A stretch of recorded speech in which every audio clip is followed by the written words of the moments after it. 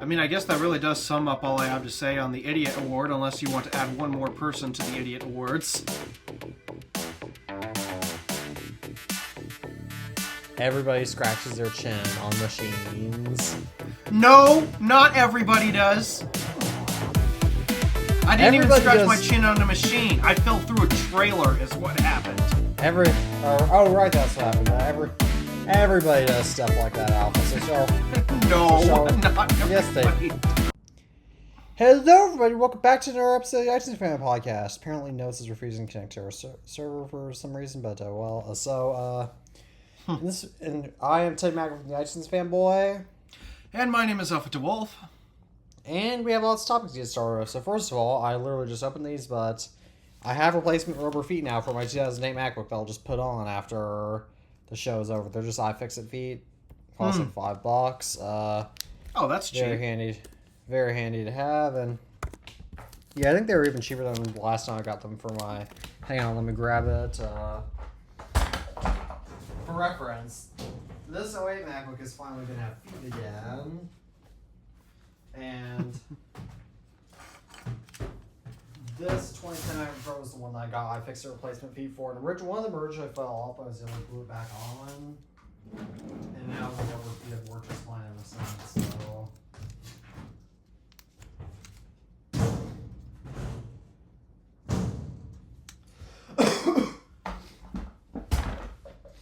So that's good news number one. And sure, I'm pretty happy about that. But do we have any more to say, or shall I move on to our next topic? As something that if you're on the video version, you're going to notice a lot more. I can't read it right now because I'm trying to clean my glasses. So what is it? It's Alpha's. It's your new setup. Oh, I mean, it's not fully dialed in yet. I still have to get a proper microphone. You guys might be able to tell on the audio version that the audio on my end sounds kind of bad. It doesn't sound bad. It sounds good to me. Well, I mean, I'm not saying that the iPhone's mic is bad, but it's not like standout or anything to write home about. It's just fairly standard. Yeah, I don't understand why people hate my iPhone's mic, since as long as you don't drop your iPhone, that I found, hang on, let me grab it. Back when I record YouTube videos on my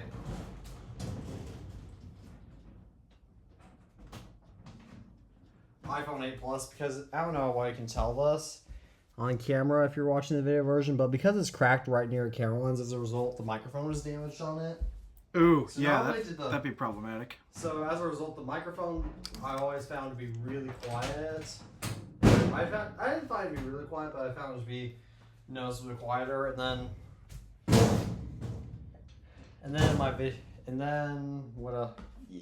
the focus is also all screwed up on that. But yeah, I don't understand. Like, everybody complains like, oh, iPhones don't have studio quality mics. I mean, if you're a heavy, hardcore professional, I get. But I mean, honestly, I don't understand the big fuss about iPhone's mics, but the only reason why I care about it so much is just because I'm an audiophile. Yeah. And I mean, I started recording my videos using the MacBook's microphone, for crying out loud. Yeah. Although, so I mean, I'm finally gonna get a proper microphone solution coming in at some point. I'm just waiting for my credit card to. Oh wait.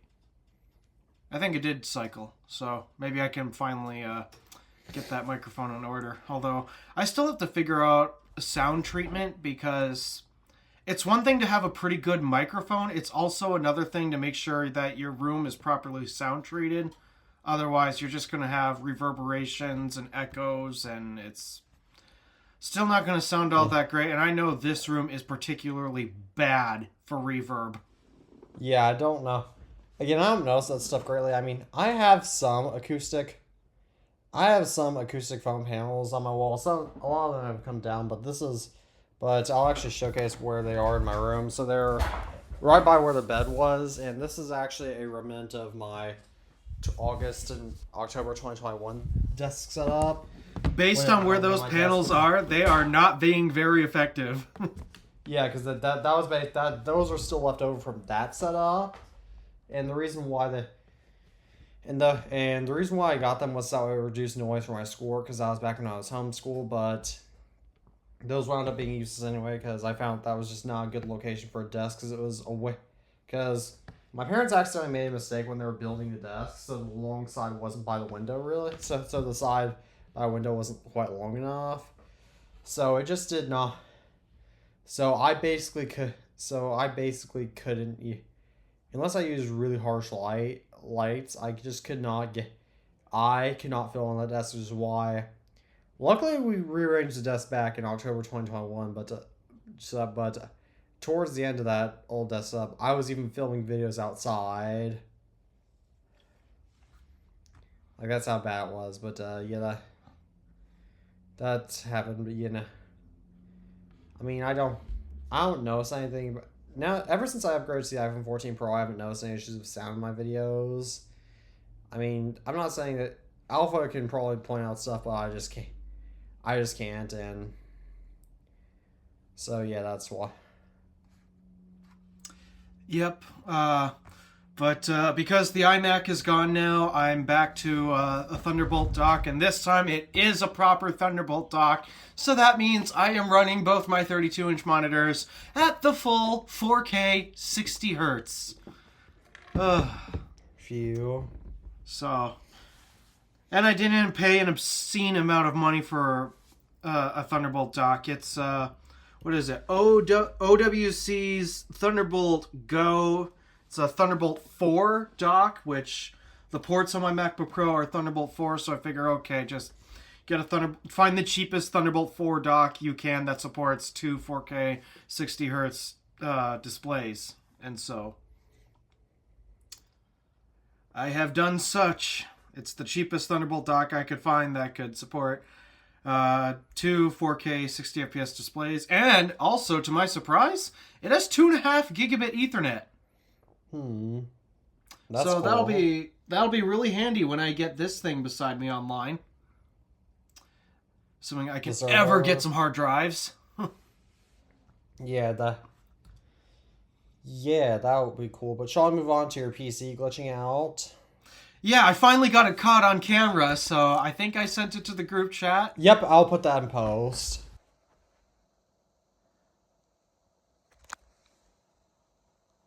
Why? Oh, it died. I just got a quick clip.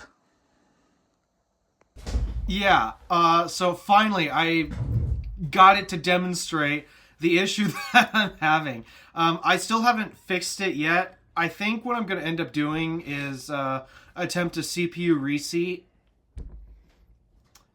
That's literally the only explanation I can think of that would cause that. But if it's not that, then I might have a serious problem. Because for whatever reason, I keep losing my computer. But it never blue screens. That's the thing. It never blue screens or black screens. It just no screens.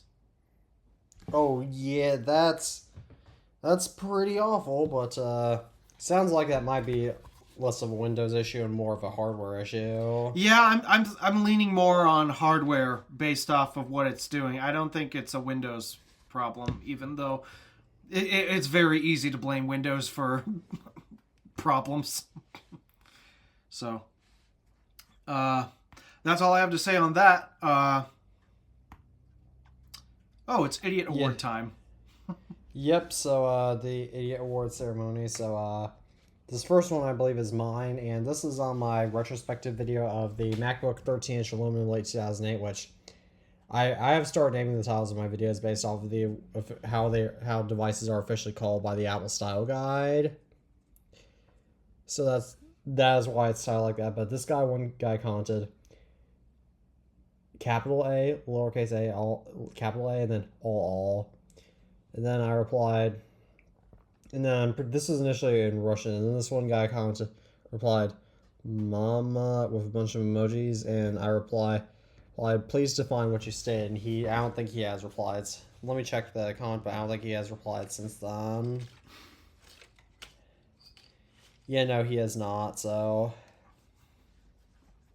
kind of surprised usually they reply, but yeah, that's an Idiot Award nominee. This one is on my video of comparing the first iPhone versus the iPhone 16 Pro Max, and this one guy stated, his voice is annoying.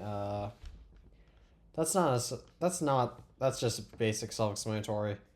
Idiot award nomination. Like, the one thing I hate about these types of comments that discuss it, like, can't believe how slow this guy is. I remember that was one comment I got on my pulling up portable printer unboxing, and I hate it when commenters talk to people like they're in, to the people making the videos like they're in the third person, thinking that we don't read these comments. Because, like, when you write a comment to a YouTube video, you are supposed to address them in the second person, like, why are you doing this? Like, because especially with smaller creators, like, you should expect them to see it and respond.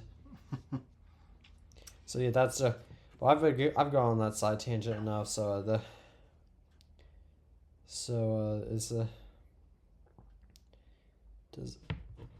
hold up, does Alpha?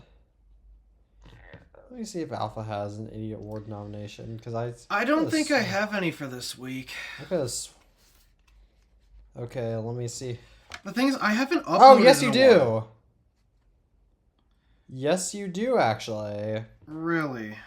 Yes. You gotta go back to March 31st, because we haven't recorded in a couple weeks, because somebody had concerts last week. It's not a concert. That's not the right word. I've already explained that. Whatever it is. It was a sermon, or...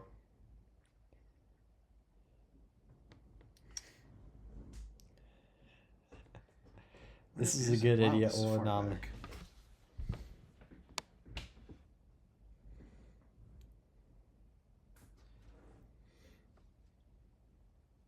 Oh, it was on the car? Yep.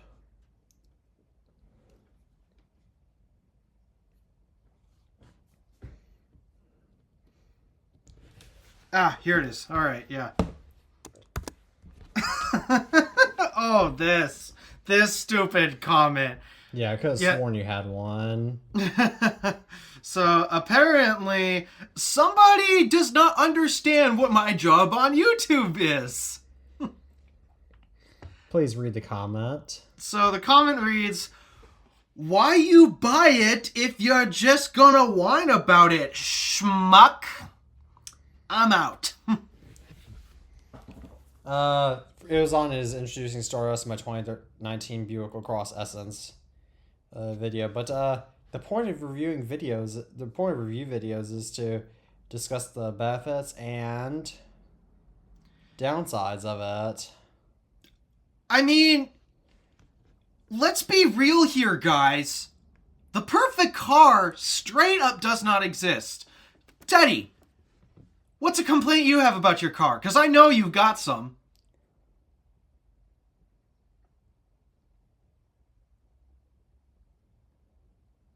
The metal, the rim, the plastic rim around the cup holders. That's post-metal metal is peeling off.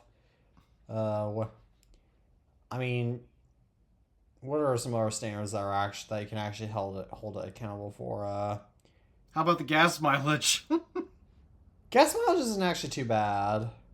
I suppose. I mean, it is a sports sedan. You'd expect it to be bad, but I mean, it's still not particularly great for dailying, gas mileage wise, at least. Especially since you have to put premium in it, right? It's required. Premium is required, but the fuel efficiency, it's not bad. Like, I usually only have to fill up like every couple weeks.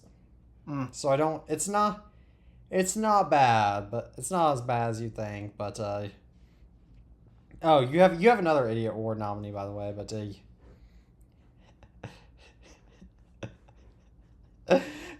go further or go for on the iMac video. Yeah. Yes. So I stated the reason why I ultimately ended up selling the iMac was because it kept thermal throttling on me and I was having legit performance problems. So Tim Moitz me says, well, I don't have this problem. Okay, everyone, false alarm. Yeah, it's not relevant because apparently, who's this Tim Moitz me? He doesn't have this problems. Okay, so everyone, false alarm. There's nothing to panic. I hate comments like that.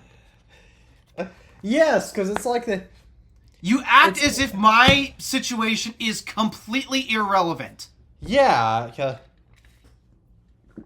because this reminds me of back when Tabby made his iPhone XS Max, XS and XS Max rambling video back in 2022. I don't think it's...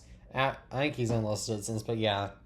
But but the reason why he got so much hate in the tech community for despising that generation of iPhone is because lots of other people, including somebody, replied theirs were just fine. So it was a false alarm. So it's what, and I'm not talking about Alpha specifically, but especially the other people in the tech community.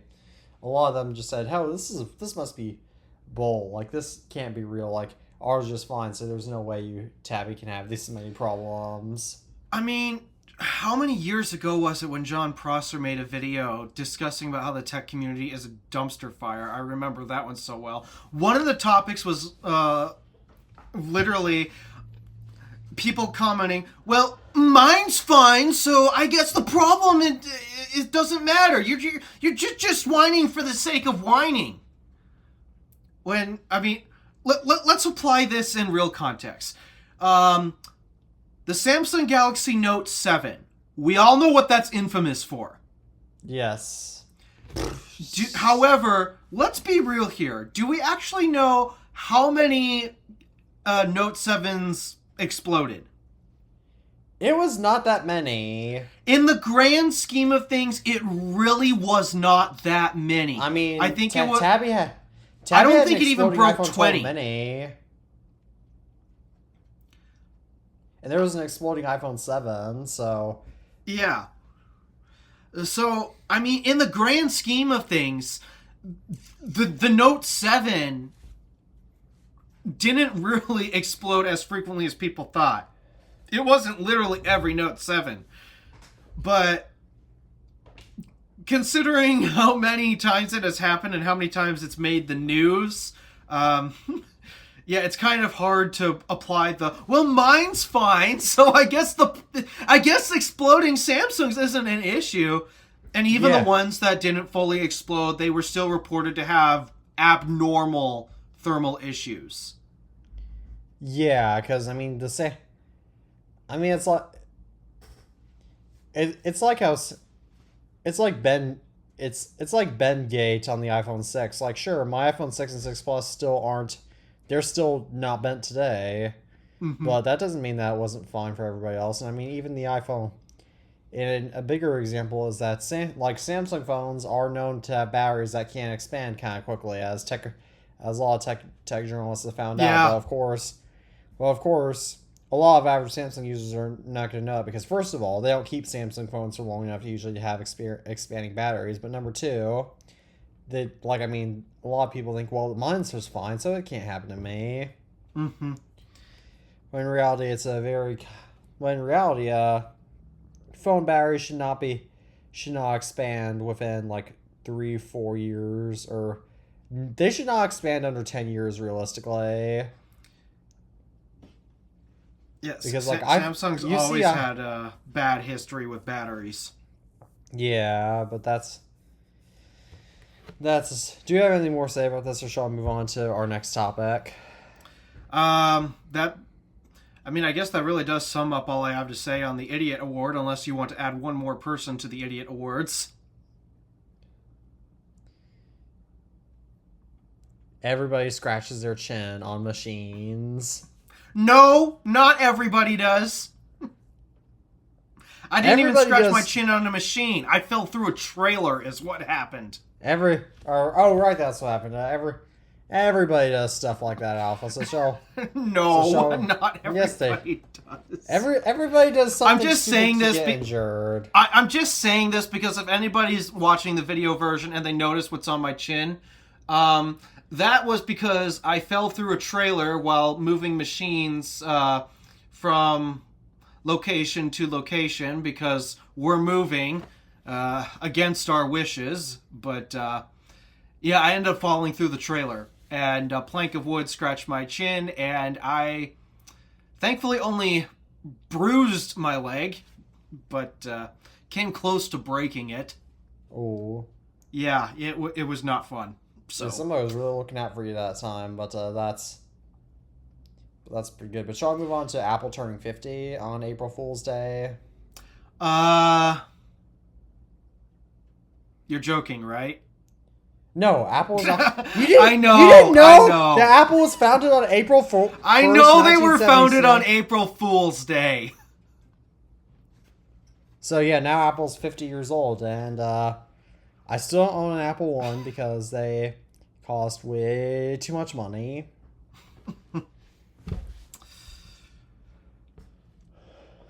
50 years of changing the world and changing our expectations on how much we're willing to pay for tech. That's about the truth. I mean, on one hand, people paid $50,000 for a Mac Pro at one point. Yeah, I don't know how many people actually... I don't know how well... Okay, I'm going to have to turn on voice isolation because the mowers are here. Why do they choose now to mow? Because... Like most standard voice isolation. So the reason why I choose now to mow is because they have a day job, and so they do the mowing after their day job. Mm-hmm. And so consequently, that's why they're coming in here now to mow, which by the way, I figured out why I don't have voice isolation on all the time, which is that my voice sounds so much quieter. You can fix it in post. Yeah, but I mean, it sounds much worse in post, so I just have to. So that's why I don't have it on voice isolation for the rest of the time. But you know. So, yeah, Apple is 50. Be interesting. Tim Cook retires on Apple's 50th anniversary, but he didn't retire yet. He's still CEO. Yeah. I mean, to be fair, Apple's going through so many supply chain issues right now that they might not want him to step down. Yeah, I can understand him not wanting to step down just yet, due to because this is currently the peak of the Rampocalypse. I hear, though, supposedly prices may soon start dying down or start climbing back down. Yeah. And that's because the AI bubble is really crumbling at this point. I mean, with the death of Sora, that was a big one. That was a big indicator.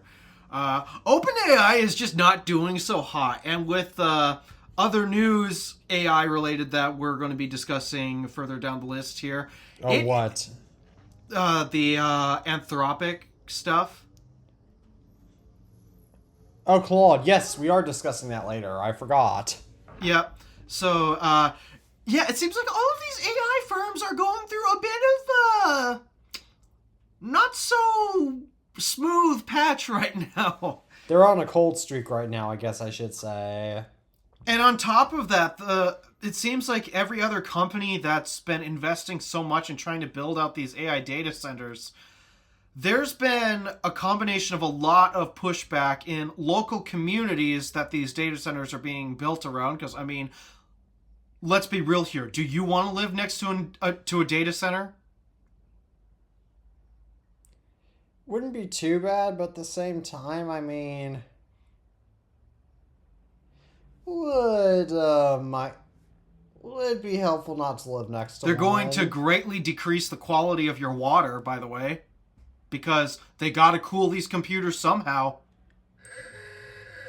I mean, you can also dig a well for that. I mean, you say you gotta dig a well, but that water's got to go somewhere. What do you mean it has to go somewhere? What? So, I'll let you know how a well works because our house is on one.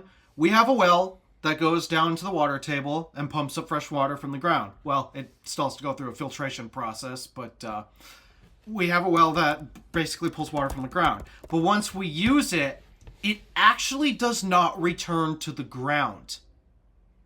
Why? Well, on one hand, sometimes it's just dirtied with germs or, well, however you want to word it. And as a result, we don't necessarily want that type of water getting circled back into the well, back into the same water that we drink out of.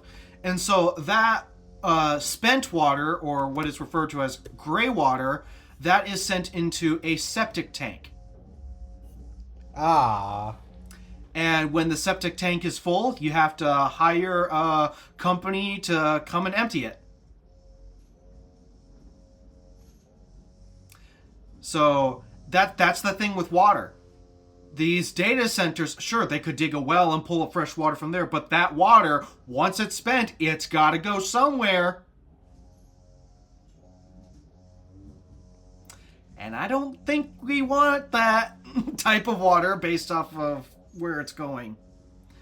I mean, if you dig a well for a house, then wouldn't it decrease the quality of water? Not exact. Again, we have filters in place to clean up most of it, but it's best to try to not contaminate it as much as possible. Yeah. Yeah, I mean, I just use public water at my house, so, and it's fine. So. Yeah, you're most likely on city water, but yeah, I am. But even then, that's a problem that the data centers are going to have. They're also, with the amount of power that they need, I genuinely don't think they can just plug into the grid like any other business, which means they have to generate that power on site. And I promise you, it's not going to be solar panels and wind farms. Which means the air quality in the area is going to drastically decrease. Yeah. That means the air quality is going to drastically decrease, and that's something that I'm sure every local community would like, right? No. So, yeah, there's a lot of pushback on the building of data centers for a combination of environmental / community and one of my personal big things, the electric rates are going to skyrocket if that were the case. Because I mean, unless you would literally have to go off the grid power if you lived near one of these AI data centers. Yeah, it's not good. But on top of that, because there's a lot of pushback, well, companies like Microsoft, for example, they've invested so much into all this hardware, but they've got nothing to run it, so they're just sitting on it. Yeah, exactly. Exactly. I mean, it's just AI. They got all these GPUs. They got all the memory. They got all the storage, and yet they're not using it because there's nothing to plug it into. What is in my pocket? Oh, apparently I had money in my pocket. Did not realize it. So, yeah, the public has really been beginning the outcries for, we don't want this. We don't want this AI slop, and we don't want AI, period. Some tech enthusiasts will tell you, well, I like having AI for this and that, though I'd argue that they still genuinely don't need it. But no, it's like how my English teacher doesn't need AI to generate all her assignments. Yeah. It drives me nuts that she does that and then expects us not, and then tells us that we can't use AI for our assignments. And she does that. My mom tried it once before, but quickly gave up on it when she discovered that literally all the answers to the... She's trying to use it to make quizzes. Yeah, they were all A. Every answer on each question was A. So, yeah, that was...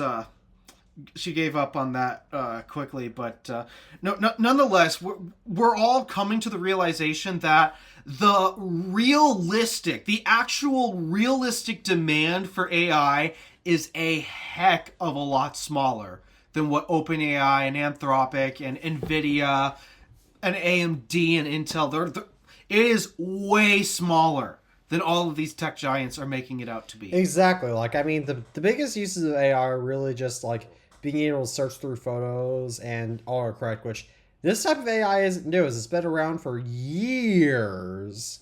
Yeah. Yeah, we've had... I really liked the way Apple called it initially, machine learning. Because that's what it was doing. I mean, we learned about that in my AP Computer Science class, and it was literally... Like, our lesson, how we did it was we literally just had to program a program to say, is this a fish? Is this a fish of a certain type? And then, like, it was... And so we literally got to experience the process of programming AI ourselves. Yeah, so, I mean... Stuff like that does have its place. It's just... It's not as large as all these tech companies have been making it out to be. And I know I've been saying this for years, but finally investors are beginning to question about where the money's going. And I mean, I still hate the reason why they're starting to back out. It's because, oh, we're probably not going to get as big of a cash grab as we hope for, because it turns out this whole AI thing's been a grift the entire time. But I don't know. They're backing out for the wrong reasons, but I'm still grateful that they're backing out to begin with. Exactly, because it's not going to be... Exactly, because, I mean, everybody... Like, OpenAI might go bankrupt. At this point, I genuinely hope that happens. I do legitimately hope that happens, because I've only seen it... I've only seen it make us stupider. Yeah, I haven't seen it. OpenAI has done... I saw this one meme on Twitter that said, what can you...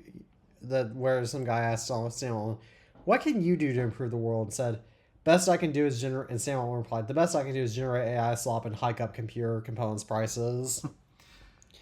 And like a lot... And another thing too is that because my English teacher is very slow at us actually getting the process of writing essays started... Even though I could have had it finished by now, because we've been working on this for like 2, maybe even 3 weeks now. I did mine AI, and like one of my key points in like some of the stuff that I put in there, like about how rising computer components prices, like some of that stuff that I even had to scrap because I realized, oh wait, this isn't so true now. So... Yeah, interesting to see where that goes. We'll have more to discuss on that, but I think we should get back to our list of topics. I'm trying to recall, where did we sidetrack off? So, we sidetracked off of Apple turning 50, but I'm pretty sure we beat that topic to death. So shall we move on to iOS 18.7.7, which Apple released even for iPhones that support iOS 26. Wow. I just wish iOS 18 was a good operating system. Yeah, because so many people don't want to update to iOS 26, they like one of my friends who uses an iPhone 11 said that he wanted 18.7.7 because, I mean, iPhone 11 is not going to perform, probably does not going to perform that well on iOS 26. No, it probably won't, given that it's the oldest iPhone that supports it to begin with, but... Yeah, I mean... Like I don't know. From what I've seen, at least, 26 has been far more stable than 18. Yeah. Oh, yeah, I prefer iOS 26 much more to 18, but at the same time, it's still not... But yeah, But I mean, it just goes to show people are sick of these buggy updates, but that's... But shall we talk about another topic that goes hand in hand with this? 26.5 beta appears to be adding...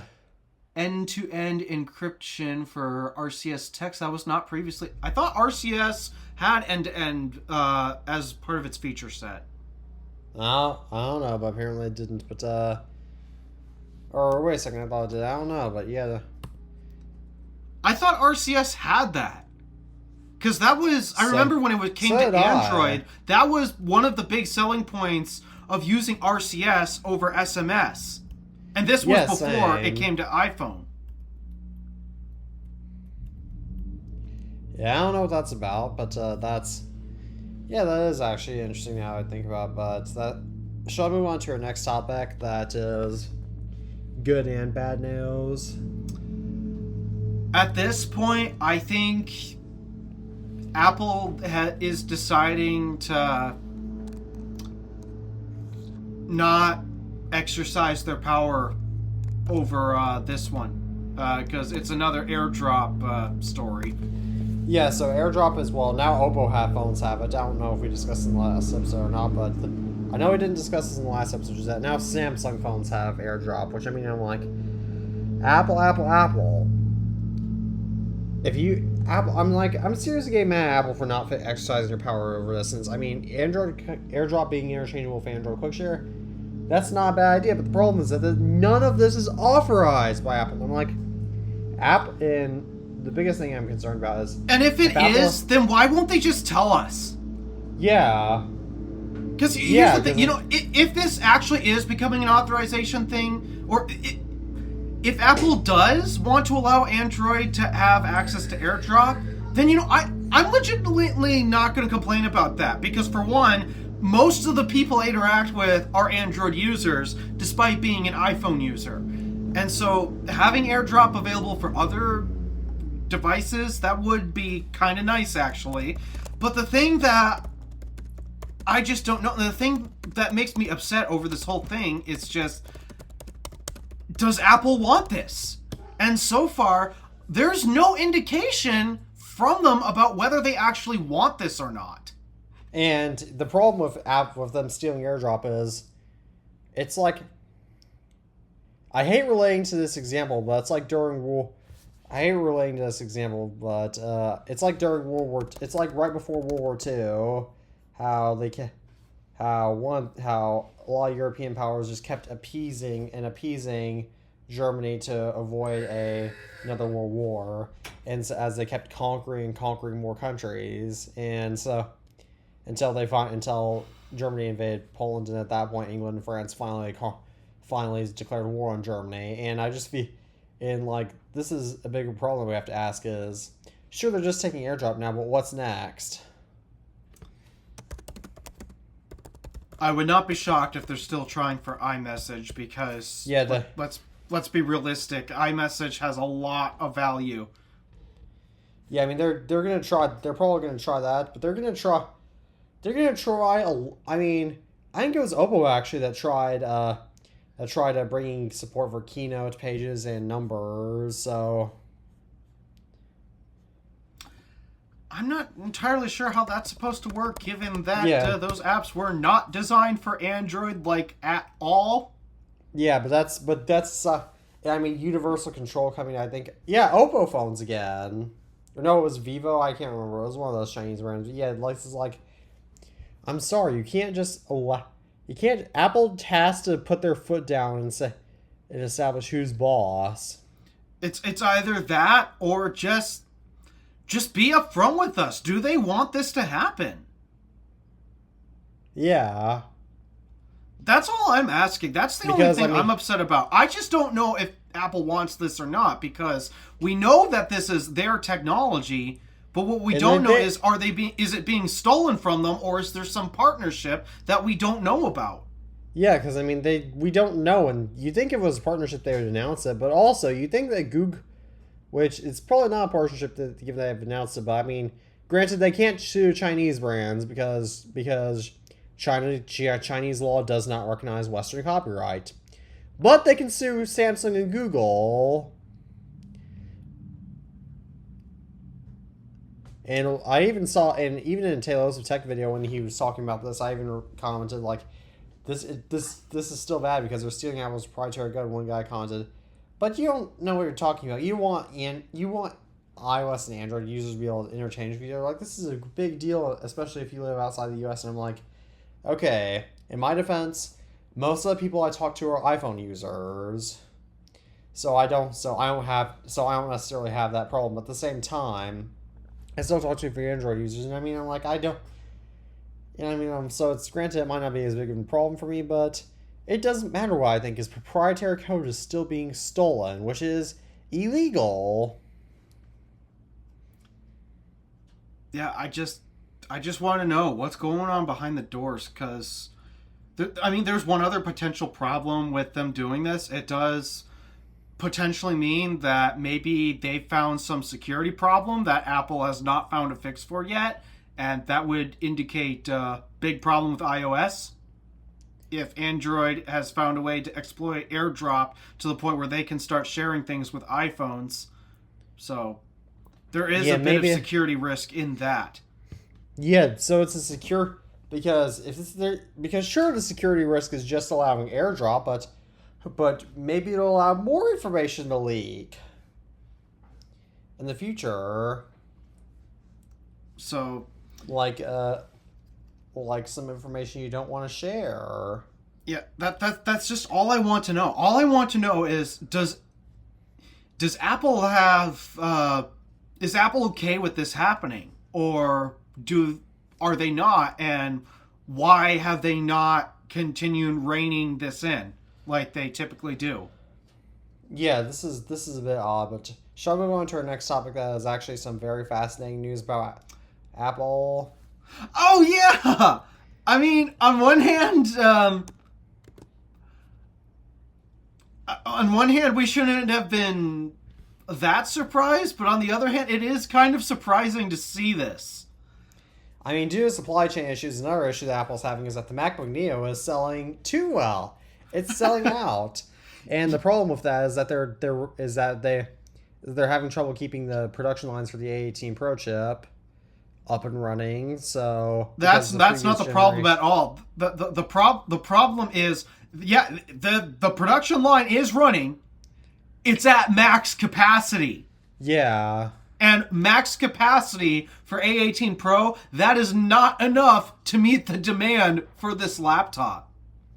No, which I'm assuming for the next MacBook Neo, which apparently I guess we should move on to this rumor because it goes hand in hand with this. Apparently, there is going to be a MacBook Neo next year as a big shock.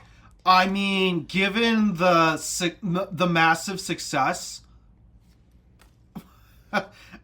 Already, and it hasn't. it's only been a month, and they're struggling to make these because the demand is just that high. And this is and we haven't even discussed. And this is, mind you, before in July, these things are going to sell like hotcakes because of everybody going back to college. Yeah, And you're not even, and of course schools might be buying them, but also you're not even factoring in the holidays. oh, Like, they're struggling to make them now, and this isn't even peak sales time. no wonder PC laptop manufacturers are are in desperate need in a change of pants right now. They've got to be soiled just by watching this unfold. Yeah, but the next MacBook Neo is rumored to have an A19 Pro or A20 Pro chip. And then, it was also rumored to have 12 gigabytes of RAM, which that was the A19 Pro and the 12 gigabytes of RAM were rumored for the MacBook Neo earlier this year. So I imagine we might be getting some rumors for the next one because they might have been planning a next generation one just in case.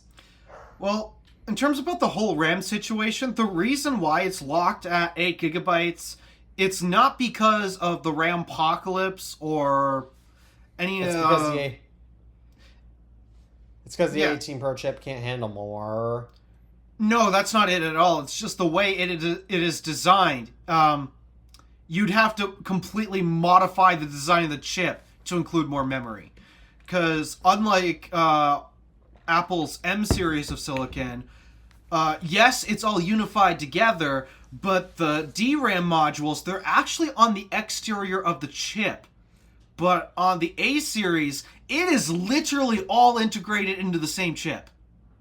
Which means you can't just tack on extra DRAM. That's not how the A18 was designed. So it was designed for 8 gigabytes of memory, and that is how much memory it will be stuck with.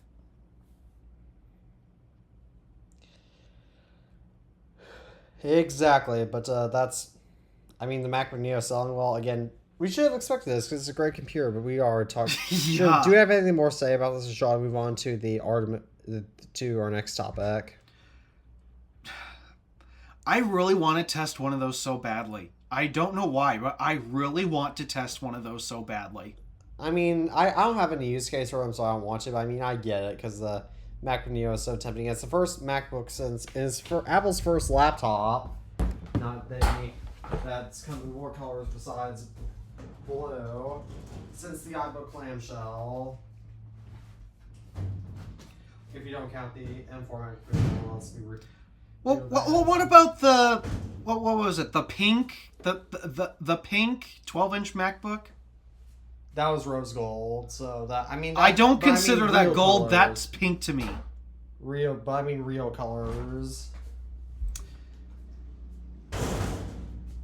Yeah, just I'm so tempted to pick one up because I've never seen Apple make anything like this, and the tech enthusiast in me is just screaming, this is such an impressive product, I've got to see it for myself. Well, on the other hand, $600 and useless to you, so I mean it's not useless, but it doesn't I mean, I would not be using it to do what I need to do because, I mean, we learned this with the M4 iMac. Apparently, the solution to my problems is just throw more GPU cores at it. Yeah, exactly, but shall we move on to our next topic? Yeah, what's next? So this is super not exciting, which is that there's a 3D video about the Artemis 2 coming to the Vision Pro. That'll really help spike up Vision Pro sales. Wow, yeah, like anybody asked for this. And our final topic is that, or not, this is not our final topic, but shall we move on to our next topic? Oh gosh. ChatGPT good lord. Please ChatGPT no. is coming to CarPlay. Oh, goodness gracious. We do not need this BS in the car. Why would you need ChatGPT in the car?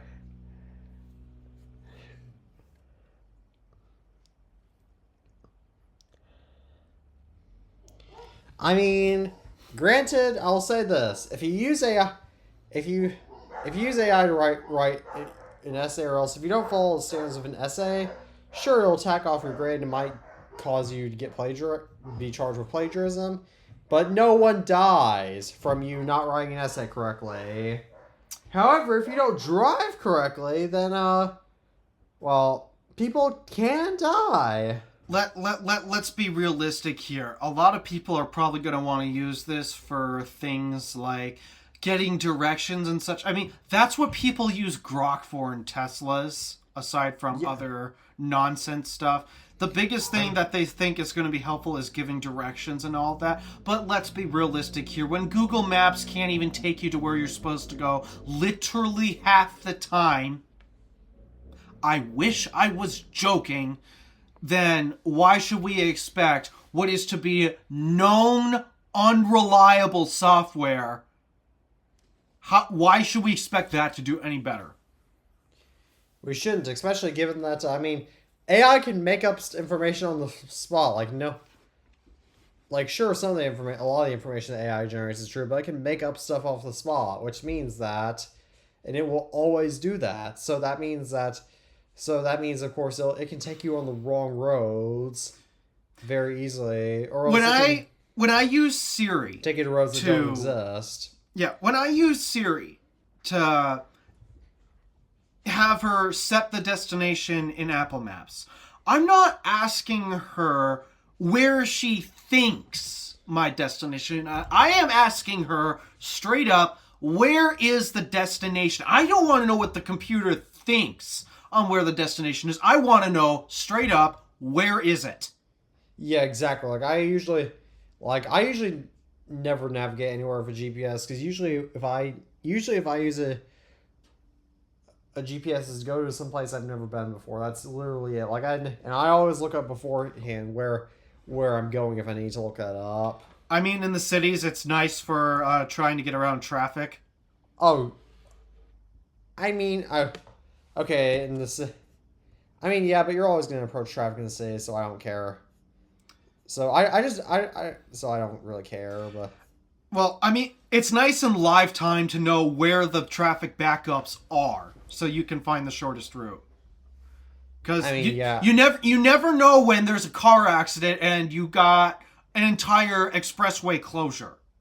Yeah, I mean that's. This is more likely to be a freeway closure, but I mean, yeah. We don't usually close entire freeways in my area due to accidents. Well, you're not in a highly populated area. I mean, like, even in the big cities near me, I've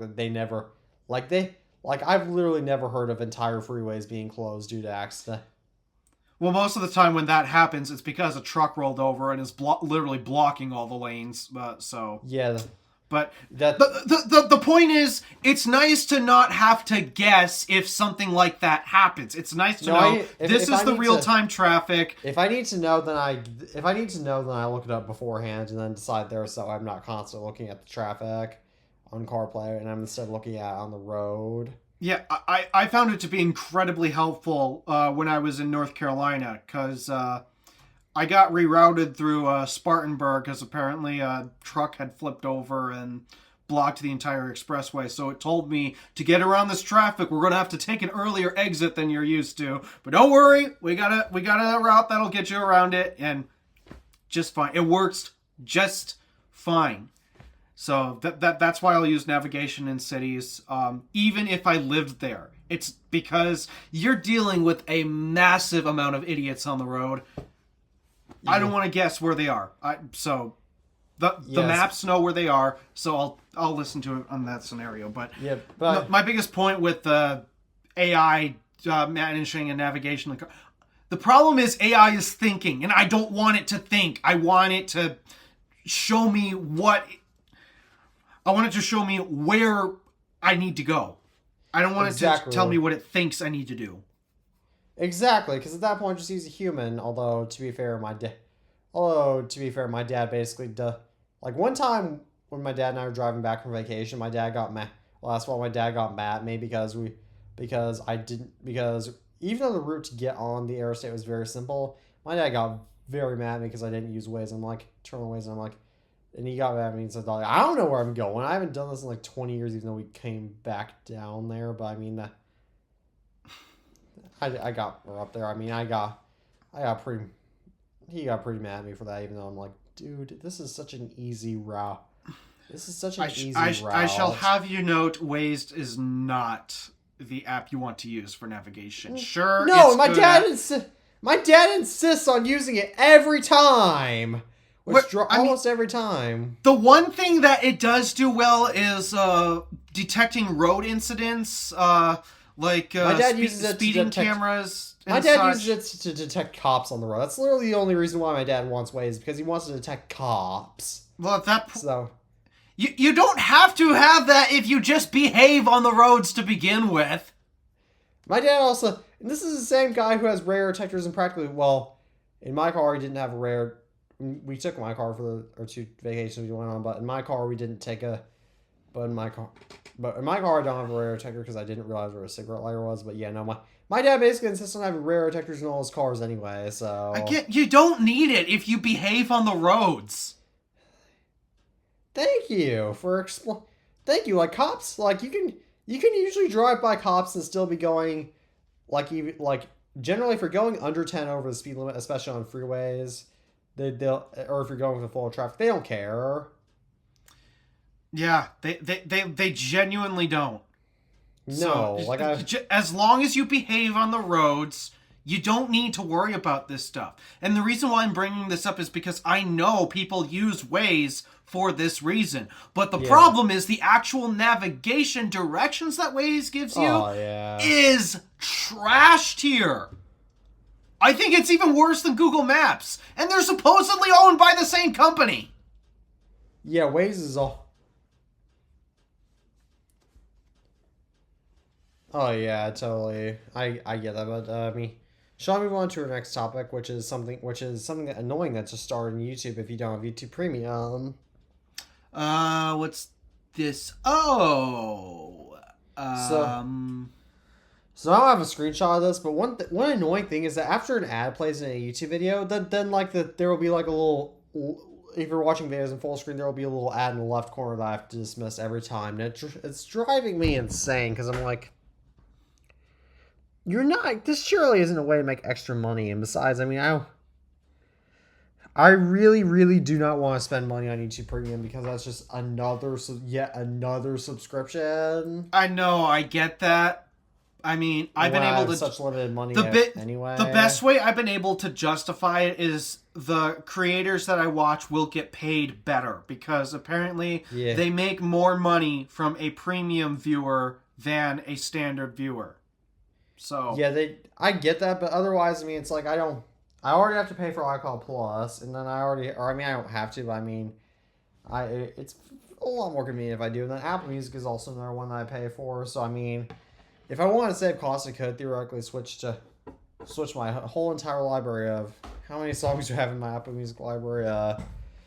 If I could theoretically switch my entire music library, which wouldn't work quite as well with CarPlay anyway, and like Apple Music just works better with iPhones anyway, but I would have to switch my 604 songs and counting over to YouTube Music, which that alone would be a pain in itself. yeah. Oh, it's the air compressor. Yeah, no, it's just not. I mean, that's just driving me insane how YouTube is doing that. So, YouTube, I know you're probably not going to do this because, I mean, the biggest thing I hate about YouTube on the iPad that in January 2021 they changed this and I still hate it is that it used to be whenever you were on a creator's page, I made an entire YouTube video about it. It used to be that it would show 12 videos on the iPad, like for each thing. It now shows 6, which I'll pull this up on YouTube so you can see better for yourself. So, right here, like in the videos tab, it used to show 12. Now it just shows 6. Like, it's not even... the UI design is so stupid because it doesn't even show 8, like, to make it even. Like, I hate that. I hate that so much, and yet they never changed it back. So I know, ultimately, YouTube is never going to change it back, but at the same time, though, I mean, YouTube at this point, we know but YouTube can really get away with whatever they want, almost whatever they want, and basically have no competition if you think about it. I mean, despite that there have been so many attempts to make a YouTube competitor in the past, like there was Vimeo, there's Twitch, which still kind of has some level of success, particularly with streaming. Yeah, that's... realistically, the reason why they could never beat YouTube, no matter how hard all these other platforms try, is because YouTube has the viewer base, and the viewer base doesn't want to switch. Yeah, because YouTube has the largest network, and it's just like we were talking about how it would actually be bad if Google's advertising monopoly network business got split. Is because there are sometimes when you want the largest network, and so there's sometimes when a monopoly is beneficial. Yeah, particularly when it comes to advertising. But that's another reason why all these other platforms haven't really taken off. It's because, well, those other platforms don't have as large of a following as YouTube does. Therefore, well, not as many advertisers want to advertise over there because they don't think they're reaching as big of an audience than if they were to just advertise on YouTube. Exactly. Like, I think one of my teachers played a Vimeo video once, and that was and sometimes my mom, I don't know if she still is, but she used to watch Facebook videos sometimes, but otherwise it's really it. Like, for Twitter even tried content, for long form content, I should say. For long form content, YouTube is still ultimately king. Now, for short form content, no, YouTube is not king of that. But for long form content, yeah, YouTube is definitely the most dominant force. Yeah, and it's so hard to do. The only other instances where I've heard of others going off of YouTube are take LTT's Floatplane. It's their own custom video hosting service. There's a few others out there like what is it, Nebula? Yeah, Nebula is designed to be a little bit more like a Curiosity Stream though, which Nebula is like a subscription service, but Nebula is designed to have like more factual and in-depth and heavily more research videos. So yeah, I think it's supposed to be like YouTube, but without the silly BS. Yeah, but Nebula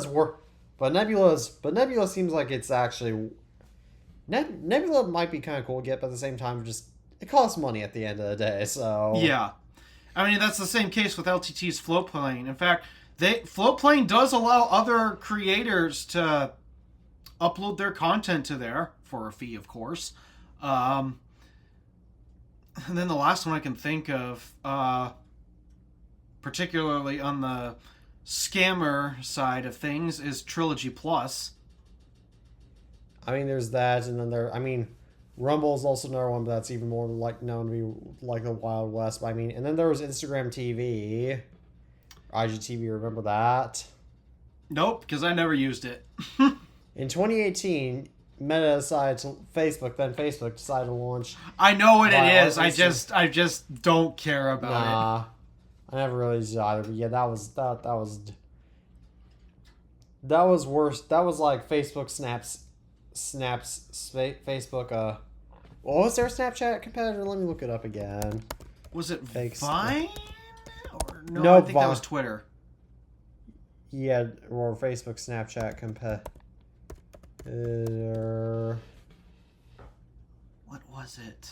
Oh my gosh.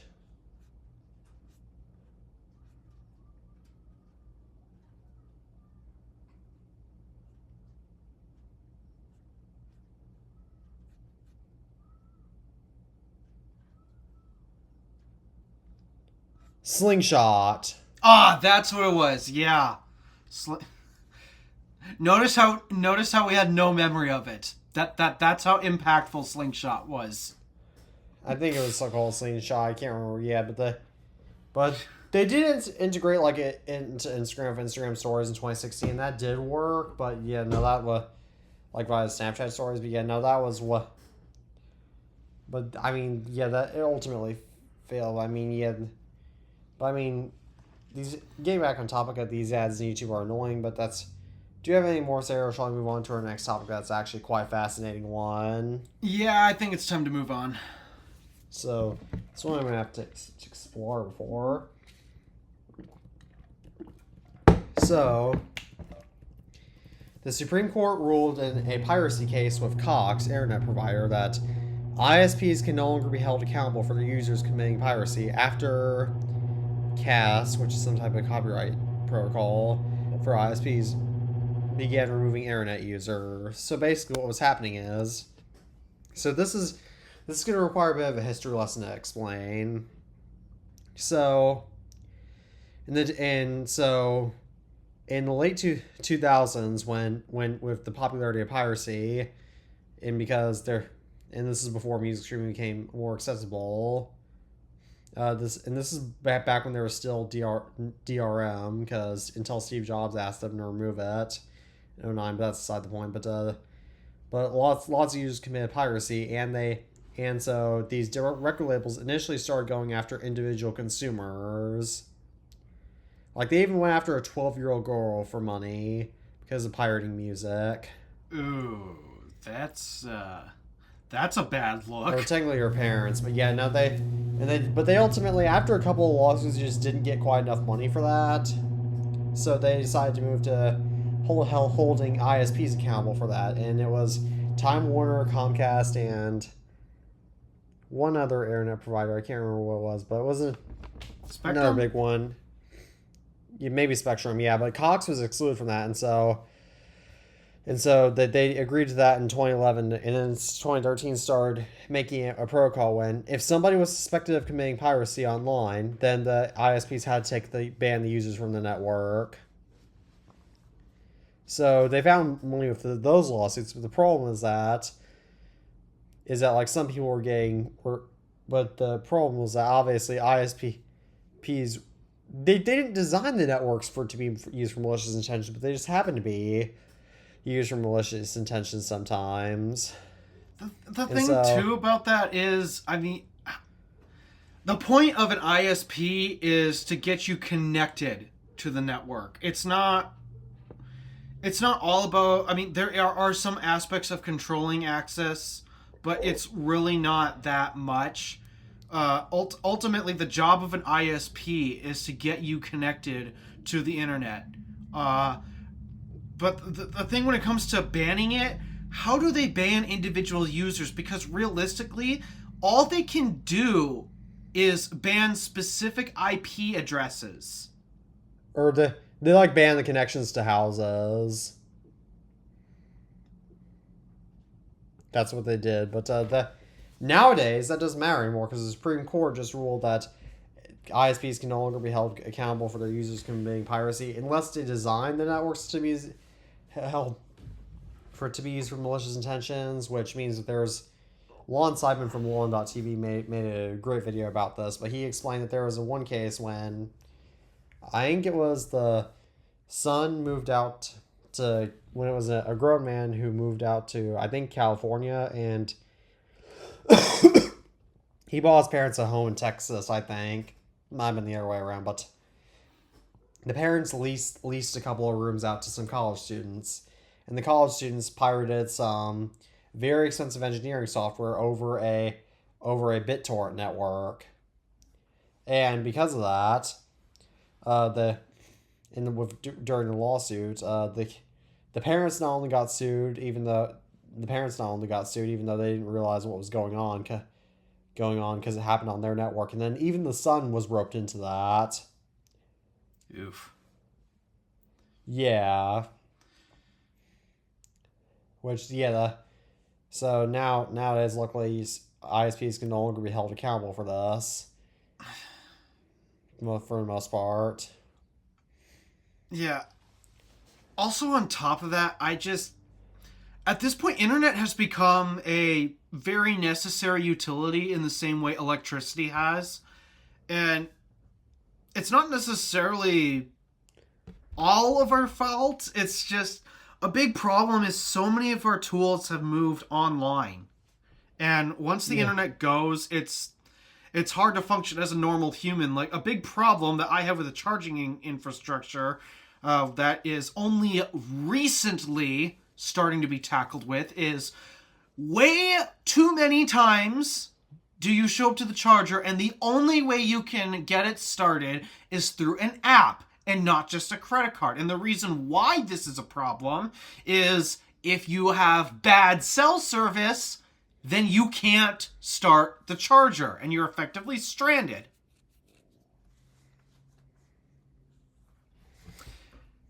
So there are many instances where a lot of the tools that we use on a daily basis, they happen to function through the internet. So if you get a complete internet ban, that means you're going to really struggle to function in today's society. And also, I mean, you could just move houses, and they might not be able to track you down, or even. Here's the other thing too: cellular. Yeah, so I mean, all they can do with cellular is just ban IP addresses. That will not stop them from buying new phones to get on those towers. Because what are they going to do? Shut down the cell tower for the entire internet? Or for the entire region? I think you'd have a riot over that. But, so, realistically, you can never fully ban someone from the internet. All you can do is just remove IP addresses. But once the infrastructure's there, yeah, good luck trying to remove it. I mean, sure, ISPs can try to sever that connection, but once you get cellular involved, it's never going away. It's never fully going away. Yeah, and also, I mean, what's preventing these people from switching to an ISP not included in this protocol? Like in that case, they've just lost a customer. Like Starlink. Yeah. Oh, dude, my Starlink review scripting has gone so off the walls.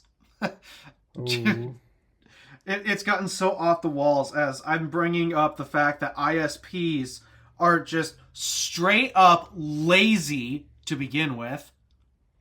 But also, I think our solution to their laziness is both unnecessary and also kind of costly when it really doesn't have to be. What's their solution to our laziness? Well, the current realistic one that we can do right now is legitimately Starlink because for the most part, and this is weird for me, typically you don't really have that many ISP options in a given area. It's just not typical. Now, somehow, despite living in the middle of nowhere, we happen to have multiple options, all of which that suck, if I'm being realistic. But realistically, you wouldn't have that many options to choose from. And unfortunately, the options you do have to choose from, they suck. So what is the solution that seems to be universal, at least here in the United States of America? Starlink.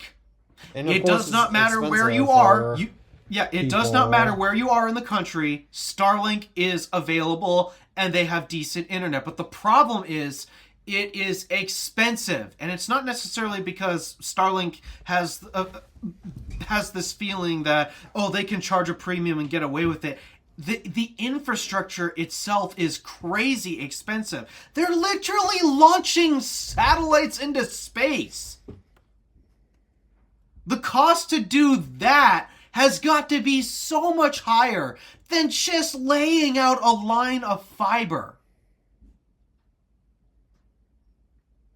So that's not a practical option for everybody. And of course, in the cities where you do have a lot more options, they're still lazy. Yeah.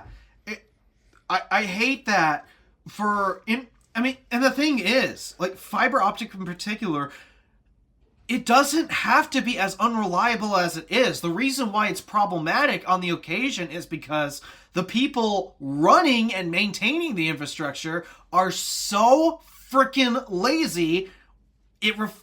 We see that. We feel it. And the thing is, it does not have to be this way. And yet, the only company that seems to care right now is Starlink, but they are choosing a very expensive infrastructure to both build and maintain. After, I don't remember how many years it's supposed to be, but after a certain period of time, these satellites, they've got to be taken out of orbit and retired, which means they'll have to invest putting new satellites back in. And again, that's not cheap. Compared to laying a line of fiber once, and if it gets severed, then just repair it.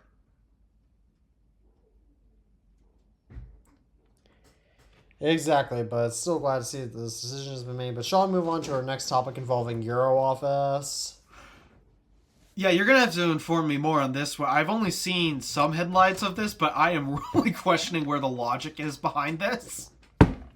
Oh, so OnlyOffice is supposed to be a Microsoft Office alternative released as a truly sovereign suite by European tech giants, because Europe has so many tech giants. Not really, as a modified version of OnlyOffice, but it only has one link that's an impossible to access download link, available on the Microsoft-owned GitHub.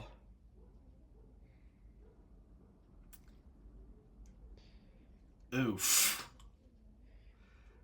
Apparently Microsoft owns GitHub, but let me check with Microsoft. Yeah, Microsoft owns GitHub. Oh my gosh. They are so desperate. Oh. So basically, the site that you download those Linux repositories is owned by Microsoft. These power-hungry A-hats. That's what they are. Because let me tell you, I see no incentive to switch to this OnlyOffice thing. I'd rather stick with Pages, Numbers, and Keynote. Yeah, same. I mean, same. I mean, I get that they're trying to decrease their reliance on U.S. technology, but this is not the way it needs to be done. And I mean, let me see where OnlyOffice is based. Well, I do have a feeling that also might be a U.S. thing. given that it's available on GitHub, a Microsoft platform. Latvia, actually. Okay, so it is technically a European. Why not just use OnlyOffice then? Instead of this stupid EuroOffice thing. What did you say? Latvia? Yeah. Latvia's in Europe. So yeah, why not just use OnlyOffice?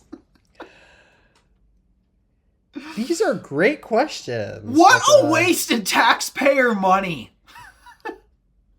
Mind you, none of the people that work at the EU are elected.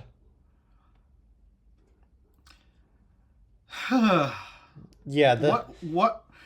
I can see why a handful of countries have decided to secede from them. Because this is just ridiculous. Yes, same. But shall we move on to our next topic? Yeah. What's next? Oh, speaking of Microsoft. So, Microsoft, you mean, but, the latest Windows 11 update included missing or corrupted files. Shocker. Is that really surprising? No, but, yeah, that's bad news. But, shall we move on to our next topic that's also bad news, but that's a lot more interesting bad news. Yeah, we alluded to this earlier in the show, but getting back to fake intelligence, someone pulled an oopsie over at Anthropic, and Claude's source code appears to have leaked. Yes, and luckily all sources of their leak code have been taken down by DMCA copyright notices, except for a version translated into Python that legally can be original. And all this happened copyrighted. So all this was effectively taken down within 3 hours, all because an employee accidentally included that in their code with an update. Oh my goodness. You know, this is the first time I think DMCA has properly been applied. Apple, you think Apple could realistically apply this to AirDrop? You'd think. Of some of the manufacturers. You'd think YouTube would do a better job with this. They don't. But no, I think this is the first time DMCA has properly been applied. The only problem is that it's being used to apply to AI, and AI doesn't respect copyright anyway, so... Yeah. I mean, Claude's been a little... From what I hear, Claude's been better about the copyrighted stuff. It's OpenAI that's been the biggest offender. Yeah. But, I mean, realistically, Claude might not have any idea whether the information getting put in is legally obtained.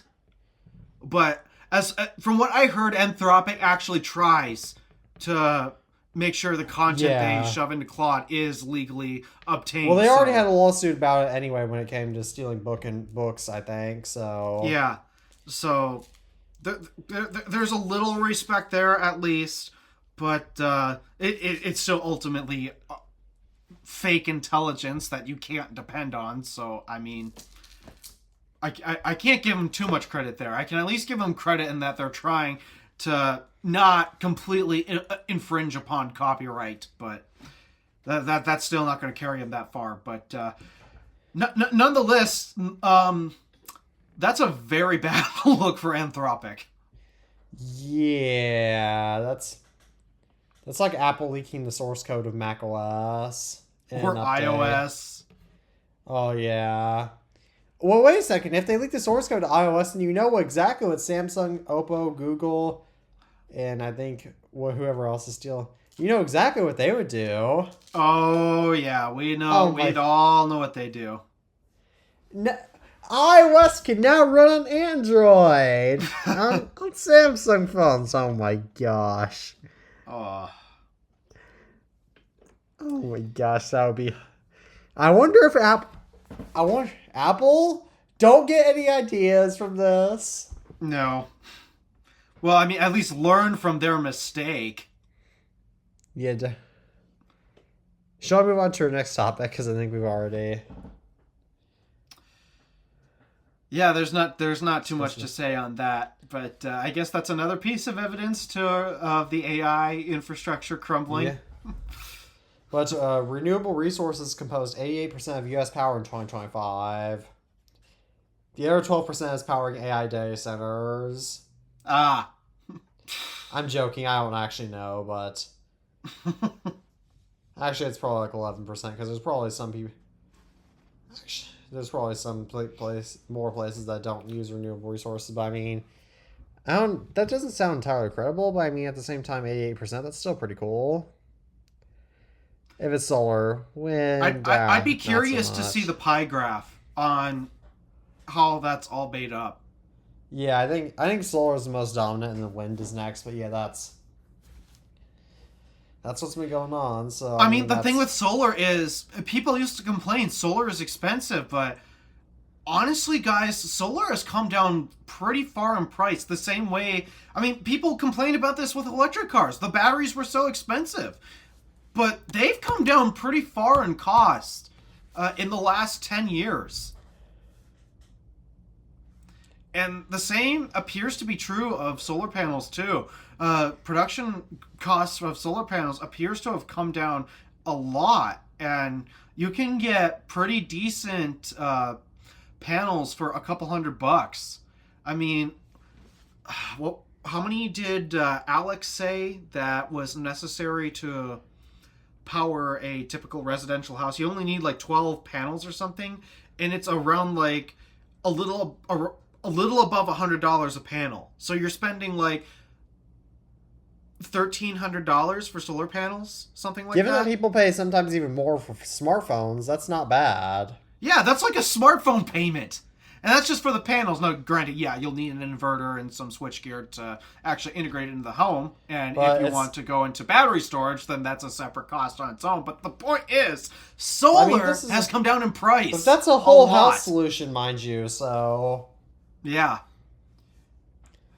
So, Jeez, yeah, just it's- running those numbers through my head, that makes me want to put solar panels on my roof even more. yeah, I get. No, I totally get it. But shall I move? Fun fact though about that, I want to point out before we do move on. I had my coworker ask me today about the cost differences between charging an electric car compared to filling up a gas car, which is interesting because he is an absolute gearhead, which means he loves gas cars. Yeah, I get it, but I mean that's.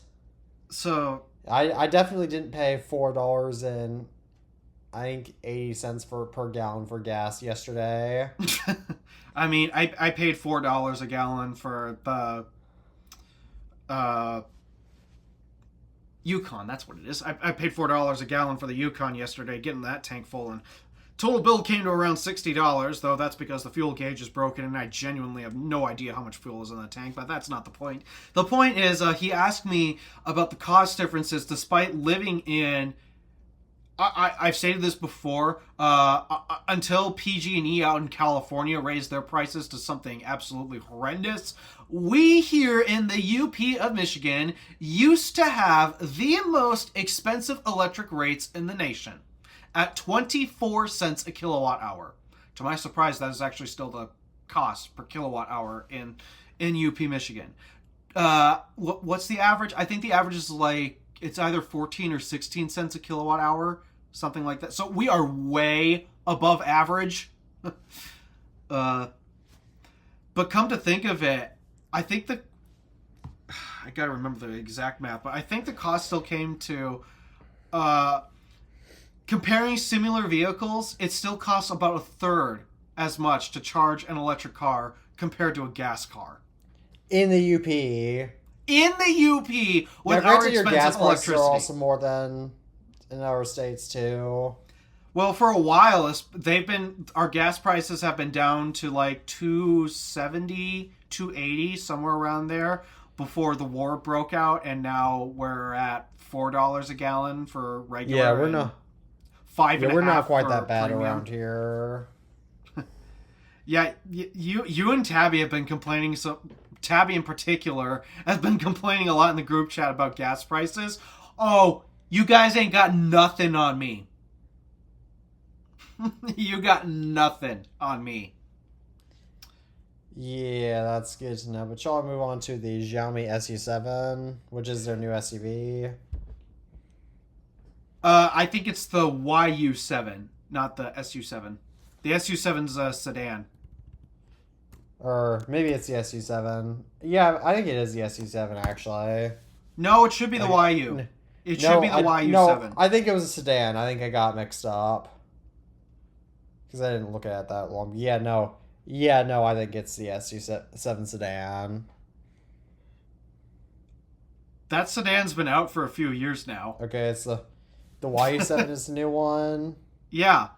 Yeah, the sedan. Typically, all these EV companies, they start out with the sedan first, and then they come out with the SUV. I don't know why, but that's how they chose to do it. But no, the SU7's been out for years. The YU7 is the new one.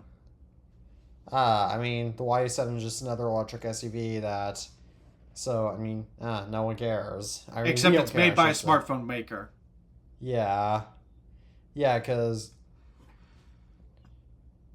I mean, Xiaomi's been making cars for a few years now, because they're just like that, apparently.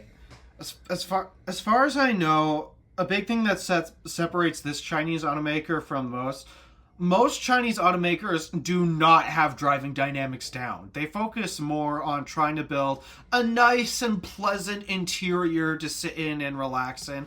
But for the most part, in terms of actual driving dynamics and software, they're not exactly the best. Except Xiaomi has been the one outlier in the Chinese EV market that's actually been focusing on driving dynamics. So much so to the point where they held the Nürburgring record at one point. I'm not even joking. No, I believe you. So, I'm curious to know if the YU7, the crossover, is also going to have a focus on driving dynamics, or are they just doing the rest, just doing what every other Chinese automaker has been doing? I don't know. But I don't particularly care because, well, number one, these vehicles are not available here in the U.S. market, and I hope they never come, because if they do, oh my goodness, is our auto market in trouble. Yeah, that's why I want Chinese EVs out, because everybody will go electric once most people will probably go electric if Chinese EVs come. That's another bizarre thing about if you look elsewhere, and okay, sure, you might disagree with their politics elsewhere, at least that's what I'm hearing, but I mean, if you look at Europe, if you look at Europe and China, their adoption rate is scary high compared to here. And the reason why I'm considering infrastructure. Yeah, true, but also the reason why I'm considering it scary high is because America, for the longest time, has been known to be one of the largest leaders in technology and innovation, and yet our automotive division, our automotive market and offerings, they lack so much compared to what you get overseas, except for Japan in the EV space. Oh yeah, I totally agree with that. Which is I don't know, I totally get that, but I mean, Chinese EVs, they're still not like that great, but they're cheap. So I mean, the powertrain components are impressive, particularly with the batteries and their charging.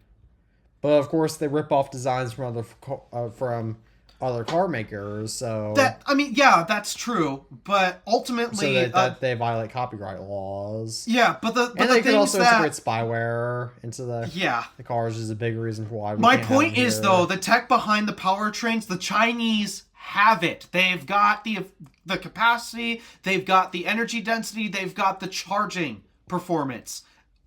In terms of the powertrain tech, China has it. Europe right now is a close second. Europe has been spitting out some good, impressive offerings, like the recent Cayenne that should be coming out soon. The Cayenne electric, that's got some impressive charging. Same with the BMW's iX3.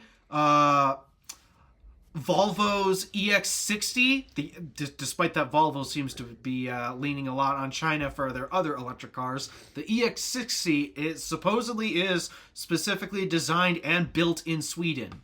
So, but I digress. And even Mercedes is putting out better offerings, too.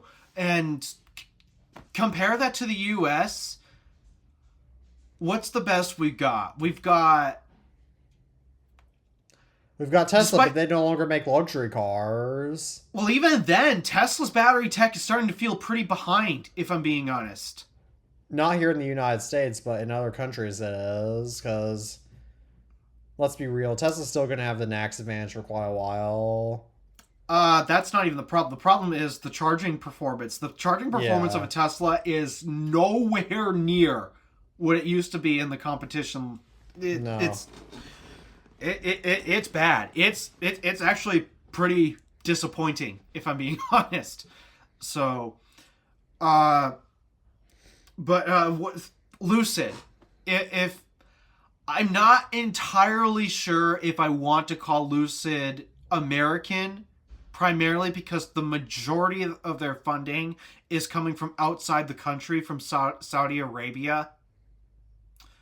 But I mean, they're still based in the United States. Yeah, their headquarters is based here in the U.S. and their factory, but I don't know whether or not to call them American because they get so much of their funding from outside of the U.S., but I digress.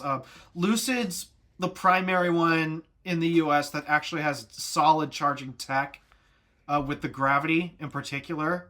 But Lucid has lots of other problems.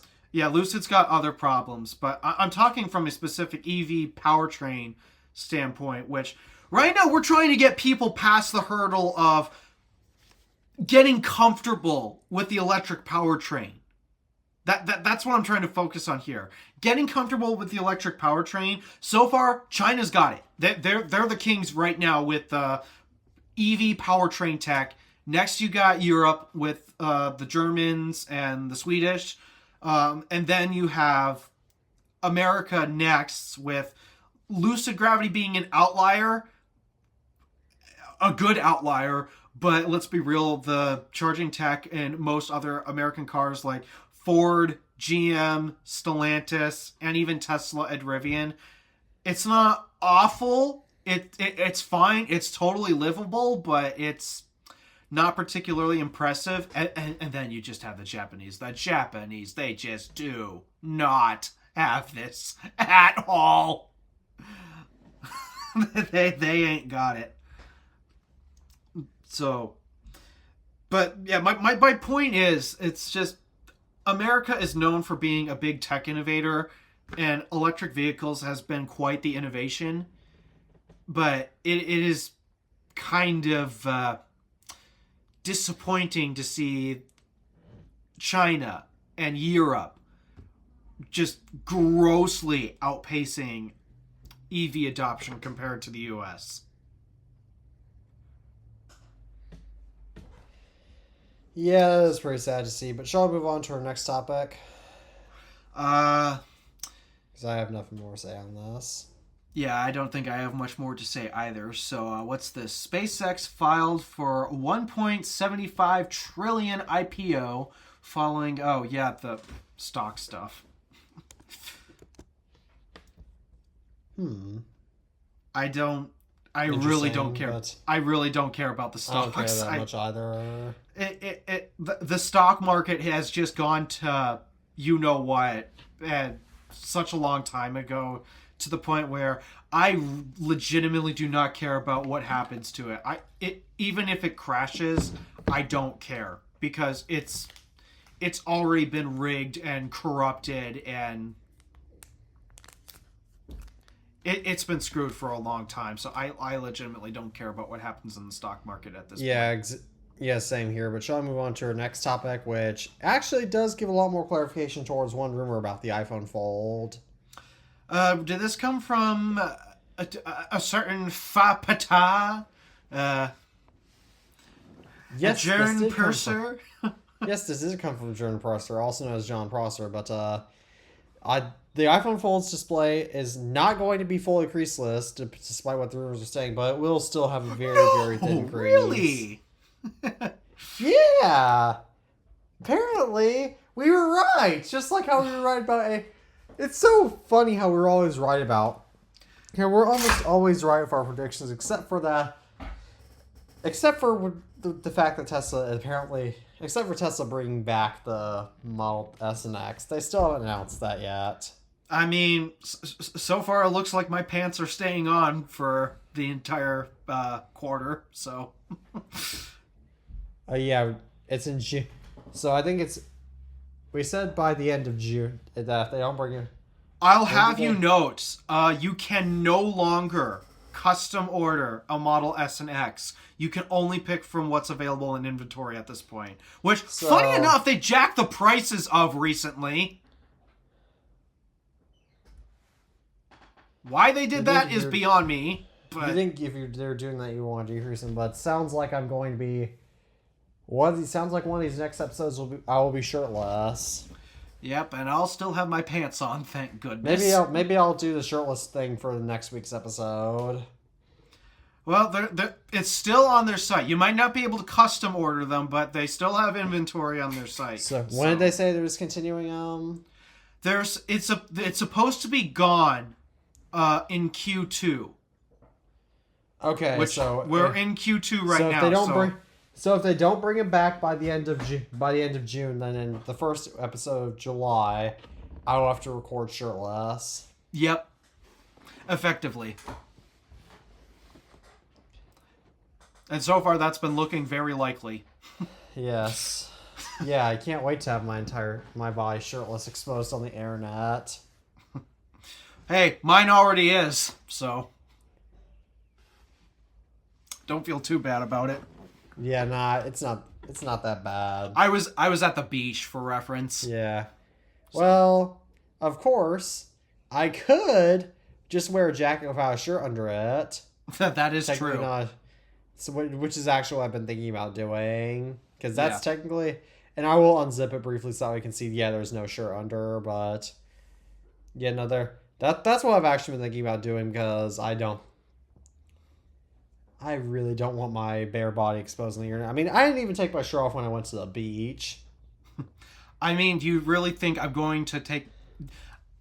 If I do end up taking my pants, I'm serious. I do not want to take my underpants off. And I don't want to prove it either. We don't need to.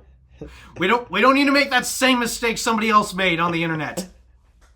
Yeah, we don't need to do a full genius bar, but... Yeah, we don't need to go full genius bar here. So, nonetheless, what were we the iPhone Fold. It's, even if they managed to get it creaseless from the start, I would have expected it to come at some point as it's a wear thing. As like when you fold paper, you get a crease. Shoes get creases. Even with crease guards, they'll still eventually develop creases. Chairs get creases. Yes, you're right. Chairs. Yeah, that feels lovely. Oh my gosh, this chair is heavy. And I lift weights. Try me. I got a bruise on my leg.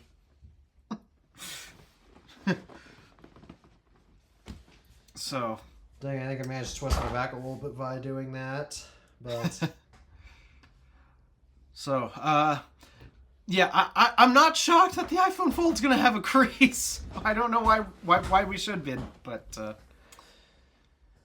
I mean, we're out of topics, by the way. What about the 2027 MacBook Neo? Oh, we discussed that. Yeah, if it has a little carrot sign next to it, that means we already discussed that. I didn't see it initially, so. Yeah, I don't know if you knew that's what it meant. No, I saw. I always seen you put it there to mark it down that we've talked about. I just didn't see it right away. So, yeah, we are out of topics. And we have 50 minutes left. So let me take this time to explain to everyone that you should learn from me and not fall through a trailer.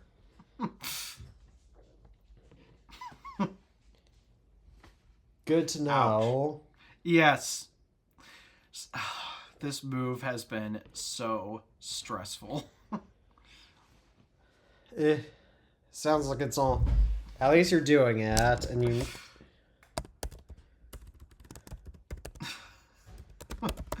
We almost lost a machine on Tuesday. Yikes. Yeah. Yeah, so the problem with in case you guys aren't in this space, which fair enough. I mean, there's a difference between general consumer tech and CNC machining, which is the field I work in outside of YouTube. Well, one of the fields I work in outside of YouTube, but nonetheless, CNC machines are anything but light. In fact, they weigh more than a car. Yes, that's right. These machines are heavier than my car. They're even heavier than a truck. For reference, I think our smallest one weighs around 18,000 pounds. Which means even a Hummer EV, a notoriously heavy electric car, weighing in at 9,000 pounds. Yeah, that's lighter than a CNC machine. So, yeah, that's our lightest, 18,000. And I think our heaviest is... I think it's close to 28,000 pounds.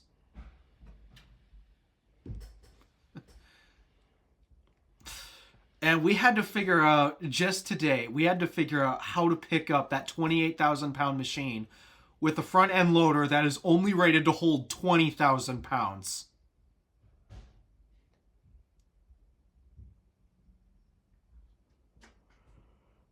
Oh. It got interesting, and I caught it on camera. So, I don't think I can fully show the internet. I can at least show Teddy, but I have to chop down the footage because it took like a solid 30 minutes to figure out how to get this on the trailer, and that's how long the video is, and there's no way iMessage can handle a video that long. So I have to trim it down to the highlights, but let's just say we did actually end up having the front end loader tip over.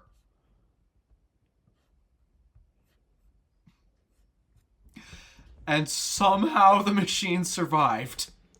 Couldn't you get a trailer that was rated for more?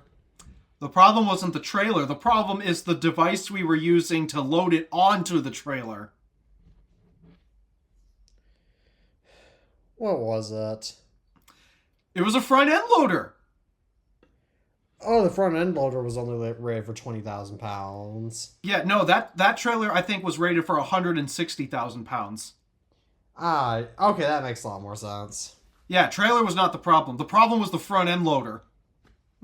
We had to figure out how to get this on the trailer, and the front end loader is only rated for 20,000 pounds, and this machine is heavier than that limit. So, yeah, we ended up having a tip over. That was scary to watch. But somehow we got it to the new place in one piece. Is the front end loader still working? Well, it didn't break. The reason why the weight limit exists, though, is because basic physics. What's a good device I can use to showcase this? All right, basic physics. So let's pretend this end of my wallet needs to... face the camera better. This end of my wallet needs to pick something up. So with a front end loader, we've got forks on it. So you've only got so much room you can pick that thing up. But at this point where the front wheels of the front end loader are, if you exceed the weight limit of that, what you effectively have, your front wheels are acting as a fulcrum, and now the entire machine becomes a lever. So you have to balance the weight of what you're trying to lift with counterweight. And which means the front end loader has to weigh a certain amount. It has to be heavy enough so that way when you try to lift something heavy, it doesn't tip over. It doesn't start leaning forward. And effectively what happened is it leaned forward. It came off of its rear wheels. Oh.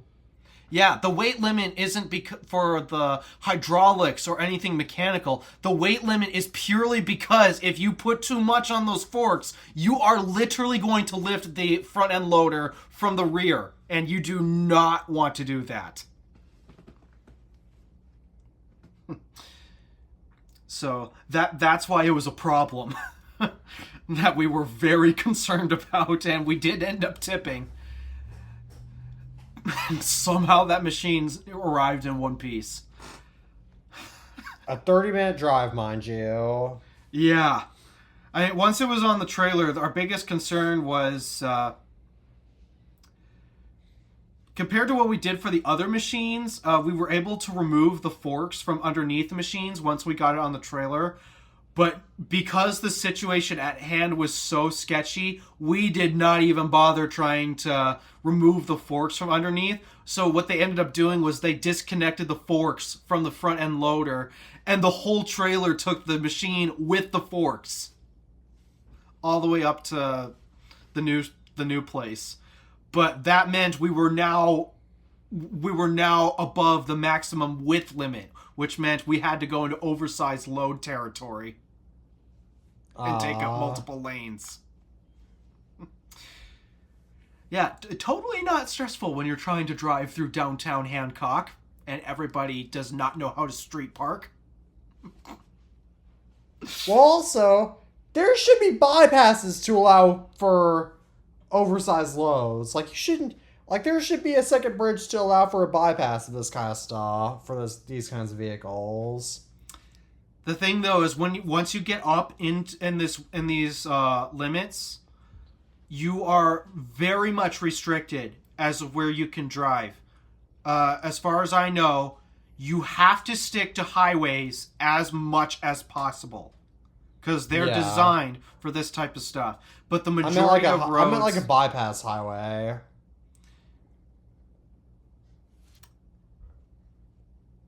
Well, there's 3 different highways that actually go to where we're going, but that's once you get north of the bridge. You've got M26, you've got US 41, and M203. Those are the main highways that you can take. But even then, you can still only drive on specific highways due to... Problem being here, the UP is we have a crap ton of elevation changes, and we had to go up Quincy Hill, which is a massively steep hill. Ooh. So thankfully, once we got it, there were no problems with the machine on the trailer. That was not the hard part. The hard part was just getting it on and off of the trailer. So as I've shared you a couple of pictures in the group chat. We started off outside, so we had plenty of room to work with. But to unload it, we had to unload it from the trailer inside the building. Oh. There was not a lot of space. And again, we're still dealing with the same front end loader with the exact same weight limit. So, sketchy beyond belief. And we found in order to get this thing off, we'd have to lift the machine higher than when we lifted it onto the truck. So, I'm glad that's done. Yeah, that was very scary to watch. But it's on the ground. Heart rates have slowed back down. It's just been stressful trying to get these. And then our second heaviest machine, our CNC mill, that one almost tipped over because a jack had failed. Oh. Yeah, what was it? Oh yeah, we were trying to figure out. Yeah, we had to get it jacked up on the trailer so we could get the forks underneath it. But as we were strategizing how to do that, one of the jacks had failed and the machine started tipping over. It was a scary sight to watch. So yeah, and then of course that same day I fell through the trailer, so that took me out of commission for pretty much the rest of Tuesday and yesterday. So you weren't able to go to work? No, I did. I just couldn't do any heavy lifting. Ah. And I've also had to drive the Yukon for the past couple days because I couldn't get into my own car. How come? I'd have to slide the seat so far back because where I was hit, I had my leg pinched. Oh gosh, this is gonna hurt. Nope, that's my tripod. I had my leg pinched right around here. And so that meant bending it was incredibly painful. So I had to keep it straight. But to do that, to get into my car, I had to slide my seat so far back so I could first get my butt in, and then I have to shimmy on over so that way I could maintain my leg being straight and pivot it inside. It was a multi-minute process that I just didn't want to go through. So I ultimately chose the Yukon, where I had an easier time getting into that because, as ironic as it is, it was easier to climb into the Yukon than it was to sit down into a car. But that's again a rare case scenario because, I mean, it's not every day that you fall through a trailer. Yeah, it's not every day you fall through a trailer and injure your leg. So, in fact, tomorrow I'm probably going to, unless we need the Yukon for something. And the other reason why I've been taking it was we're still hauling stuff up, so it might have been practical to have a big SUV, maybe, compared to a small trunk. Which, I mean, as much as I criticize SUVs, they do have their use cases. The problem is we put too much emphasis on them and we end up completely underutilizing them. I've thought for this past week I'd be able to utilize it. So far I have not. It's just primarily because I'm struggling to get in my own car right now. But, yeah, if we're not using the Yukon tomorrow, then I'm probably just going to take my car. Which, I've towed a trailer on public roads for the first time yesterday. What vehicle was that in that you towed in? It's my dad's piece of junk truck. Oh. My condolences. I did not realize how bad that thing was. He told me he just replaced the brakes, but apparently there's still air in the lines, so the pedal is squishy, so squishy beyond belief. I am solely relying on engine braking to stop that thing. Can't you just... Your dad needs a new truck. Believe me, we know. Oh, we know. The engine doesn't idle. The check engine light's been on for so many years at this point.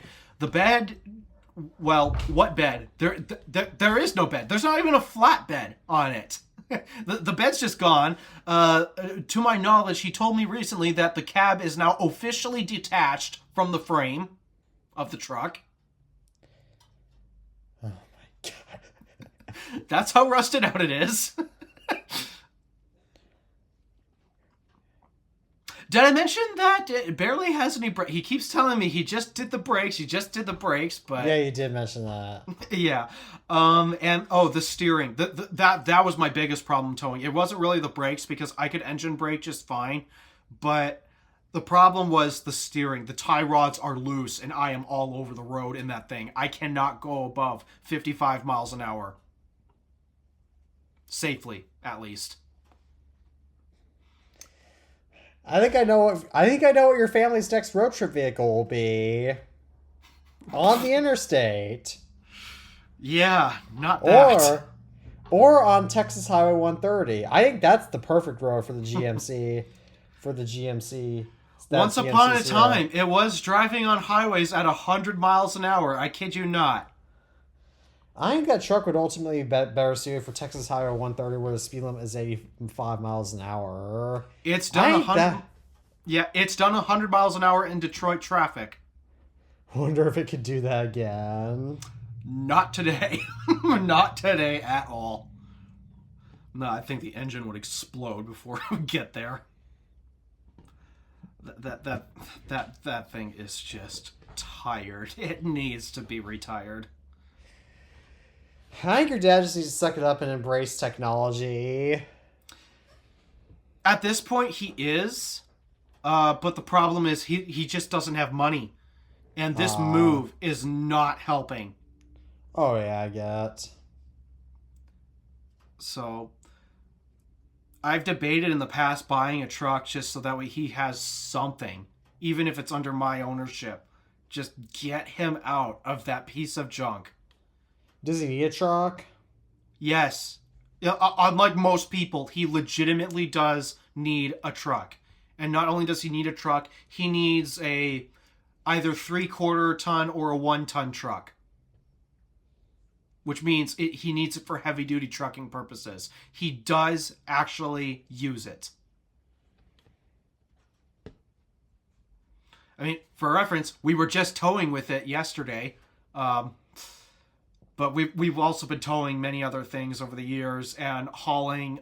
I mean, it's the work truck. It's the work truck for the company. As crazy as it is. He's debated in the past putting his company logo on it, and that's because it's such a piece of junk. It draws so much attention on the roads. Like does everybody in your area know whose truck that is? Like, oh, yeah, that's Mr. DeWolf's truck. Yep. Everybody knows whose truck that is. You can't miss it. So, but no, it's been time for so long for him to finally retire that hunk of junk. Yeah, that hunk of junk is probably more recognizable than my cars, because it seems like whenever I'm out driving in my city and somebody that goes to school with me sees me, they usually know who I am. Yeah, that truck's more recognizable than your Mercedes. Oh, yeah. Yeah, I know, because my car is just a black car in the front. But there's even this one girl, a grade below me, who's in one of my classes, who even said that her dad, even though she didn't know who I was, she apparently knew who I was and what my car was. So, I guess my car is sort of famous. I don't know. Well, how many other people in your school drive Mercedes? I think like 1, maybe 2 other people. That's why your car is so recognizable. Yeah. I mean, at school, not many people I knew drive it would Mercedes. be. Or I also have my parking pass out visible from the front window, so yeah, that's probably a good indication. And I mean, there's other Mercedes in my area, in my city. Like, there's other Mercedes in my area, but they're not the most common. Yeah, they're nowhere near as common as an Impala or a Fusion. Or a Sonata, or Camry. Or Accord, that's the other one.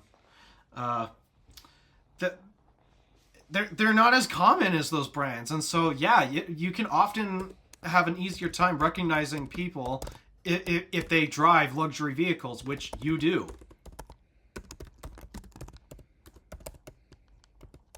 And I'm barely recognizable just because legitimately nobody drives a Buick LaCrosse. Well, that's not true. I've spotted a few around here, but they're not a common sighting around here. And even then, they're not that common in my area either.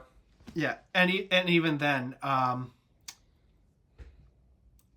what was I gonna say? Shoot? The train got derailed. Oh yeah, I drive almost a 101 car, although I found out it is not one of one thanks to Talon. He spotted another one that is identical to my car, down to the trim, options, and powertrain. And paint job, I should point out. Yeah, I found... Yeah, I think your dad really should put the company logo on his truck if he's going to keep it. I was so disappointed last year when the deal that he found on that 2022 AT4. I was so disappointed when that deal fell through because I knew how much he needed that truck. Yeah, I understand, but I mean, to be fair though, that's what makes his truck is what makes your dad a celebrity. In Houghton. Except he could care less about celebrity status right now. He needs something that runs, and I can only say that it's working half the time. Yeah. Oh, that too. I can also say that if he is going to continue driving that, he needs new tires. I think he needs a whole new... all he needs are new tires, new brakes again, sounds like. Maybe a new... No, he just needs to rebleed them. Maybe a new engine build, a new bed, probably a new paint job, fixing the rusted parts, fixing... Isn't the stereo only partially working? Fixing... New stereo. There's only one speaker working in the entire truck. So, probably all new stereo. It only needs a few new things. Yeah, it needs a new frame, a new cab, new wheels, new tires, new steering, new brakes, new... Oh, wait, no, brakes were just done. New engine, new transfer case. I think the U-joint in that is gone again. Basically, he just needs a new truck. How did this truck even get in that bad of a condition in the first place? I mean, I know he's in the UP. It's a combination of UP salt. That's where all the rust came from. And he is the worst at maintaining stuff. Oh, that makes more sense. The only reason my mom's cars are still in good condition, despite that it's always my dad who works on them, it's because my mom actually bothers him to get the job done. But when it comes to his own personal vehicle, he does almost no maintenance. He doesn't do any preventative maintenance on it at all. He just waits until the component breaks and then replaces it. But when you do it, your repairs like that, the thing is, vehicles are a complex system, and when you've got one component that's not functioning properly, it can affect other components and either increase potential wear or just cause them to just cause them to break altogether too. And then oftentimes, even when they do eventually break, if they don't prevent the vehicle from driving, then he'll just ignore them. Oh, yeah. Whereas my dad on the complete opposite end, when we were driving back home and I was going to get the oil change, get the oil changed in my car the next day anyway, and then my dad kept nagging me to check the oil level in your car, Teddy. Check it. You need to check it. I'm like, dude, I'm going to get my oil changed the next day. He finally checked the oil anyway. And apparently it was a little bit low, so we put more in. But yeah, we have very different. In fact, if my dad saw my car right now, he'd probably be begging me to wash it. Which I probably will take it to maybe a manual wash, so that way I don't have to spend the money of an all-Mac one. But yeah, no, my car is very filthy now. Oh, mine is too. Mine is extra filthy from sand and salt. The reason why my car gets filthy is because because my grandma's driveway over time has lost a lot of gravel. So there's like always a mud part that I have to drive through in order to. I guarantee you, your car is nowhere near as dirty as mine. Yeah, no, it probably isn't. But there's like one, so like the right side, or whatever side I pull into my grandma's house on, the mud area, that side always gets absolutely filthy, and I have to go to the car wash to get cleaned up because I don't have the proper equipment at home to do it. Yeah, I end up I very frequent the car wash, not because I want to. I hate that I have to spend $15 a week just to keep the car from rusting. Yeah, the car wash. I mean, the manual car washes in my area only cost $4 a wash. Like, they're super cheap. But the problem is that, first of all, a lot of them are not exactly the most friendly with accepting payment. But the other problem I have with them is that they don't. This might just be a me problem, but every time I try to wash my car myself without my dad's help, I always manage, no matter how I try, there's always visible streaking. Yeah. Whereas with automatic car wash, even though it's technically not quite as good for your car, there's never visible streaking. Well, that's not entirely true. It's if you do the brushed car washes, then yeah, that's real bad for your car. You're going to scratch that paint no matter what. But I do the touchless one. But the automatic ones in my area are touchless anyway, so. Yeah, I do the touchless one. I'm pretty sure So touchless isn't bad for my car, but it's just costs a little bit more than I'd like to spend. Yeah. No, yeah, I get it. I mean, I hate that I have to spend $15 a week just to prevent the car from rusting, but that's what happens when you live in this area. I mean, I have to. Why $15, you ask? It's because that is the only way you can get wax put on your car once a week. Yeah, I don't even know why. It costs only $2 or $3 less in my area, but for the cheapest one. But most of the time, I probably should get my car washed about that often, if not every 2 weeks. Yeah, if it was an old car I didn't care about, then I'd go to Sayans and do their $6 car wash. But that's not touchless? No, it's not. That's why I said if it's a car I didn't care about, I'd go there. But Stardust is a car that I care about, so I'm not going there. And even then, Sayans doesn't do the wax either, so.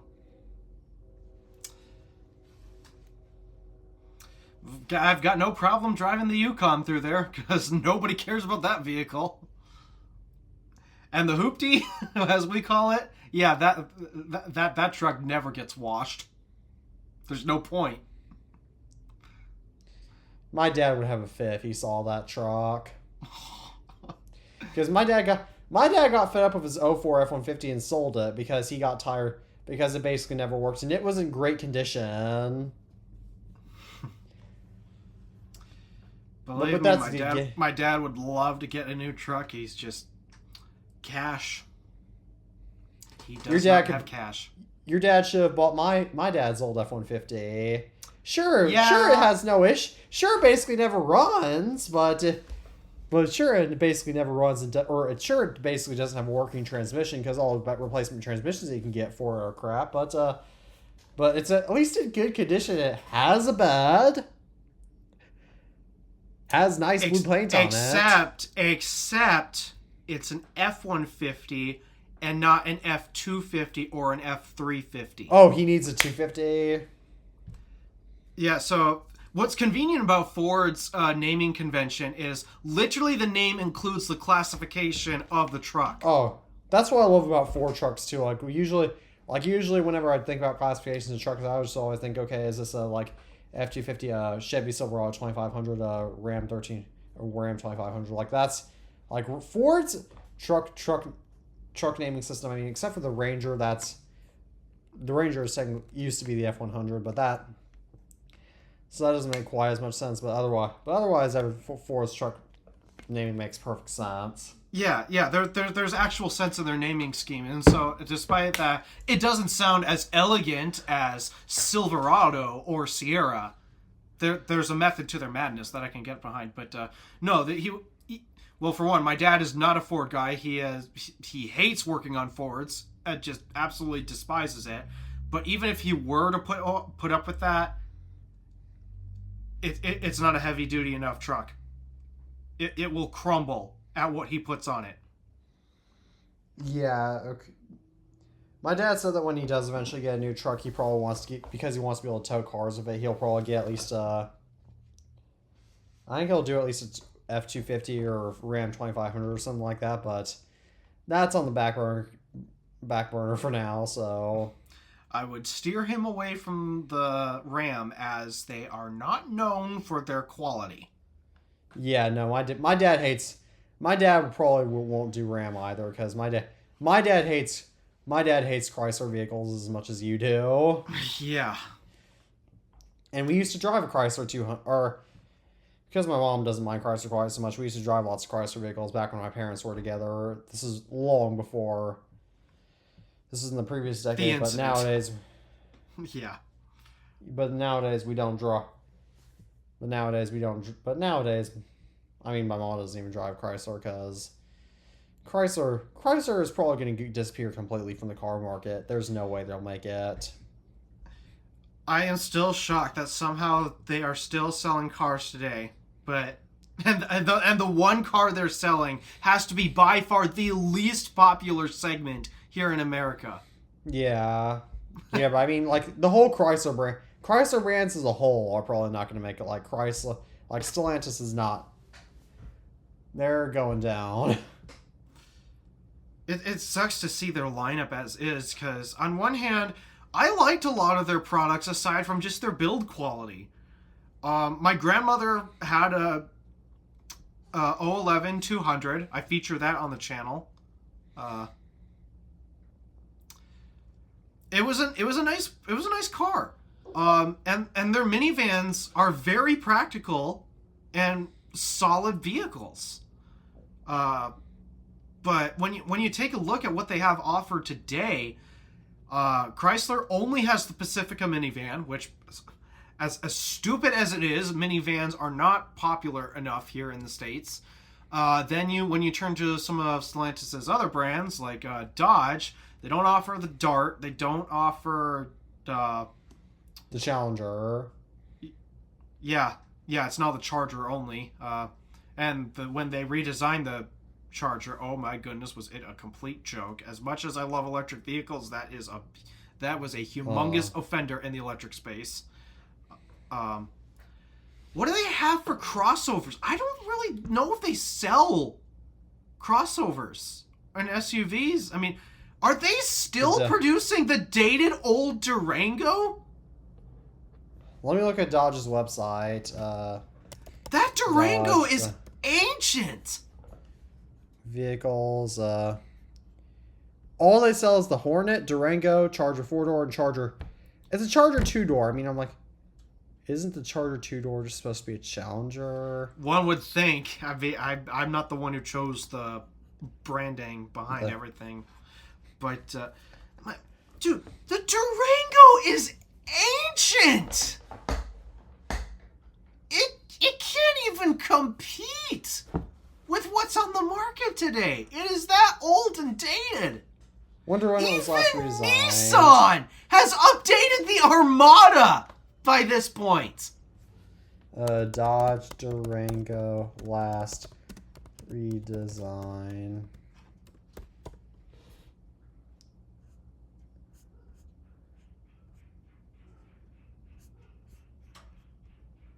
(2011).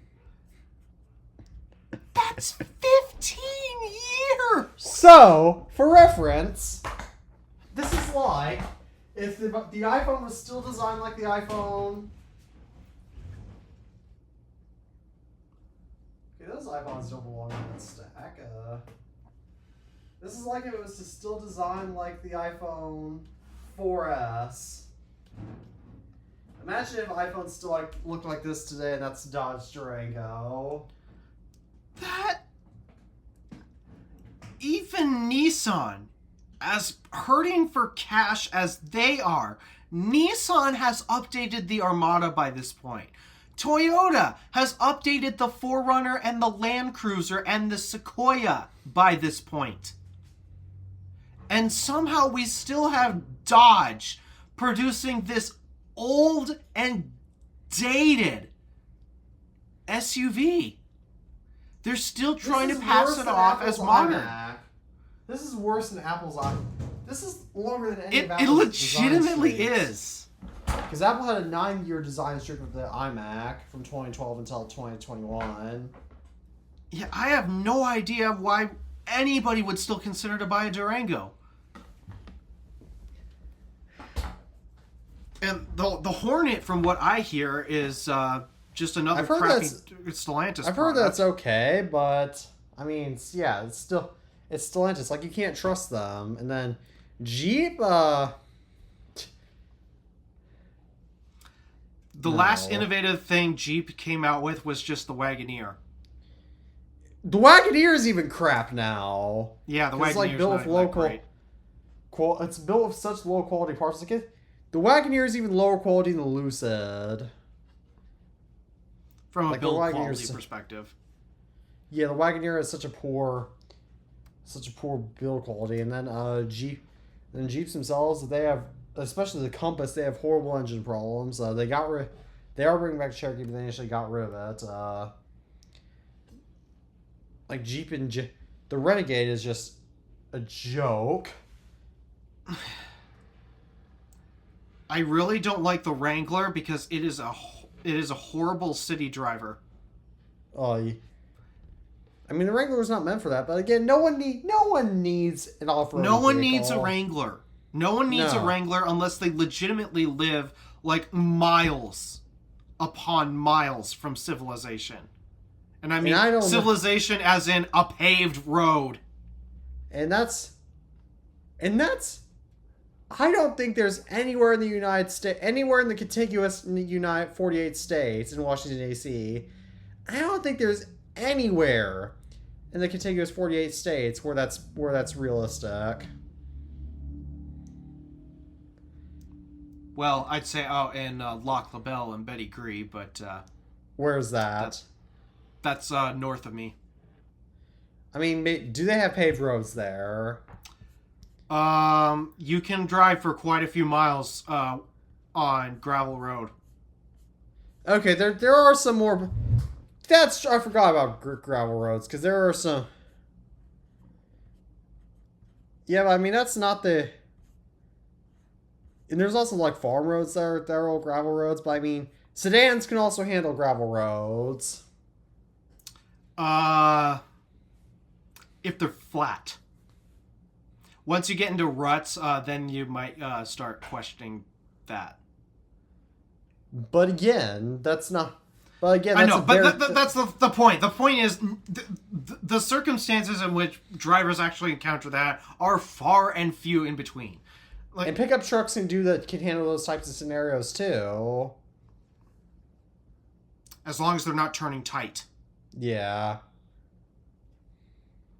That's the one caveat. Yes, a pickup truck can do most of that, but you've got to be careful with turning those things because big drawback to driving a pickup truck off-road compared to a Wrangler is their length. They are long and they are difficult to turn. I should know this because I first learned to drive off-road in a pickup truck. So. Yeah, but I mean, you don't legit. But if you live anywhere outside of there, you don't. But if you live anywhere outside those areas, then you don't need an off-roading vehicle. And let's take a look at Stellantis' luxury products. How's Maserati doing right now? Maserati. I have never seen a Maserati in person because keep in mind their target market is people who actually know what they're talking about with cars. I think I have seen I've seen a Maserati SUV in DC before. Maserati. Yeah, Stellantis. How's Maserati working out for you? It's not like Maserati's not in the old days. So, have you watched the Rocky movies by chance? I have not, but I have watched enough Doug DeMuro videos. It just just completely brutally annihilating them. Well, the Rocky movie franchise was an iconic movie franchise that was prominent during the 1970s days. And one of the movies, I can't remember which one it was, but because Rocky Balboa, the main character, is a famous boxer, there was one point where they showed him got a famous. It was not the first one. There was one they showed him got a famous advertising deal with Maserati. Yeah, that's not the case anymore. Yeah, imagine. It started in the earlier 2000s when I don't know if Stellantis had just purchased them yet. I think they were still on their own, but Maserati on their own started going downhill, particularly with the Quattroporte when that came out. And this was before Stellantis owned Maserati. The build quality was not good. Oh, I should... Picture this. You buy a sedan from Maserati, the Quattroporte, 4 doors.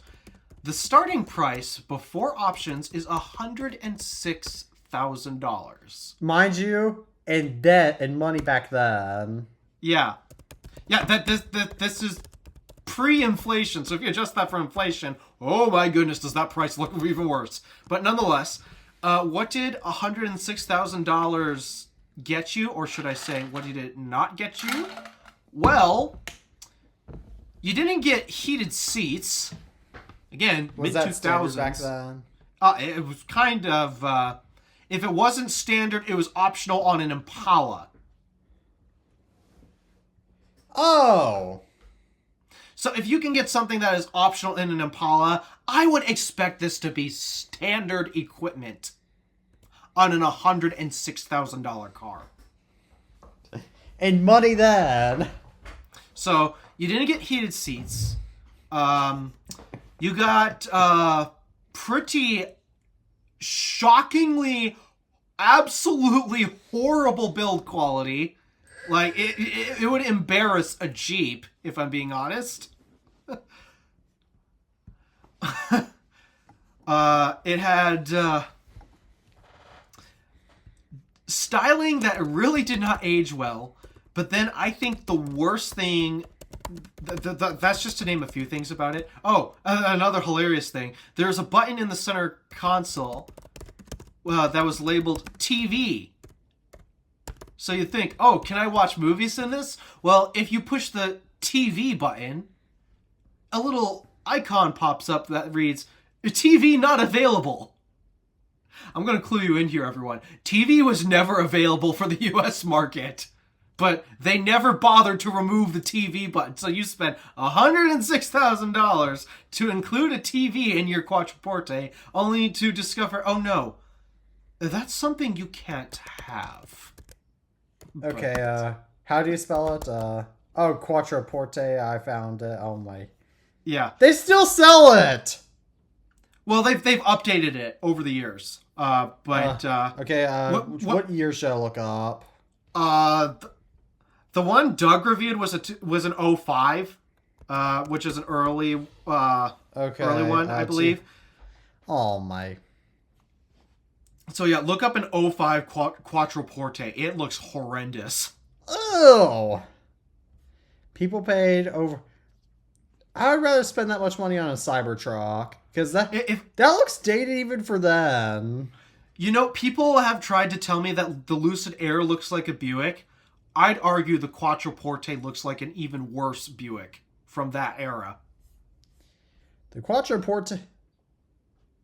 All right, be real. Would you rather drive a Quattroporte for looks, or would you rather drive a Cybertruck for looks? Genuinely speaking, I'd rather drive a Cybertruck. But also, here's one thing to note. This was supposed to be a performance sedan on top of a luxury sedan, but they screwed up something so crucial that ultimately it is not very often where I will get in a car and say, this is completely undrivable, that this never should have made it to dealerships in the first place. The transmission in that car was so bad. It was the way auto journalists had described it. is it is worse than riding. It is worse than riding in a car with a driver who's never learned how to drive stick in their life with no it's that driver who does not know how to drive a manual transmission.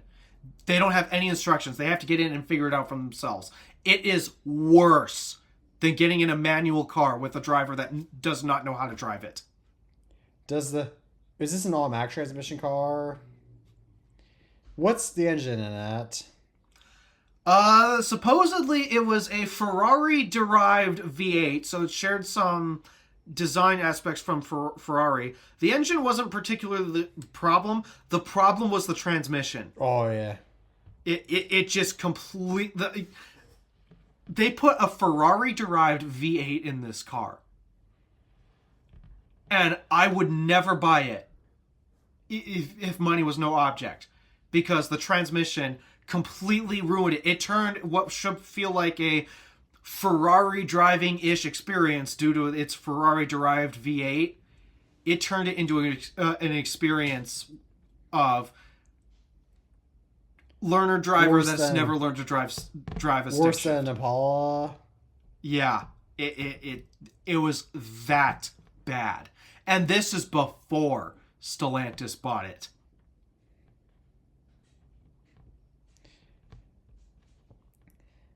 And oh yeah, don't forget that nowadays you can't even buy a Maserati. When I first learned about Maserati, it's because wait, I did see one in real life. It's because my dad and I saw one in the parking lot one time when we were driving by, and my dad told me, don't buy Maseratis because they're unreliable Italian sports cars. Because apparently after 70,000 miles, they just go. Like, they start having way too many problems. Yeah, the Quattroporte, especially back then, was a really bad offender. In later years, Maserati figured out real quick, okay, this transmission is just a problem. So they outsourced one from ZF, I think, and just threw in a ZF automatic. And for the most part, it fixed the problem. It still wasn't performance-y or anything, but it just got them away from whatever that atrocity they put in before. It was just awful. Completely made the cars undrivable. And that's before it breaks even. I hear supposedly every 15,000 miles, it has to have a clutch replacement. Worse than a CVT. Yeah. 1,500 miles. Or excuse me, no. No, 15,000 miles. 15,000 miles. You'd have to do a clutch replacement. So basically every year, sometimes twice a year. Yeah, basically every year.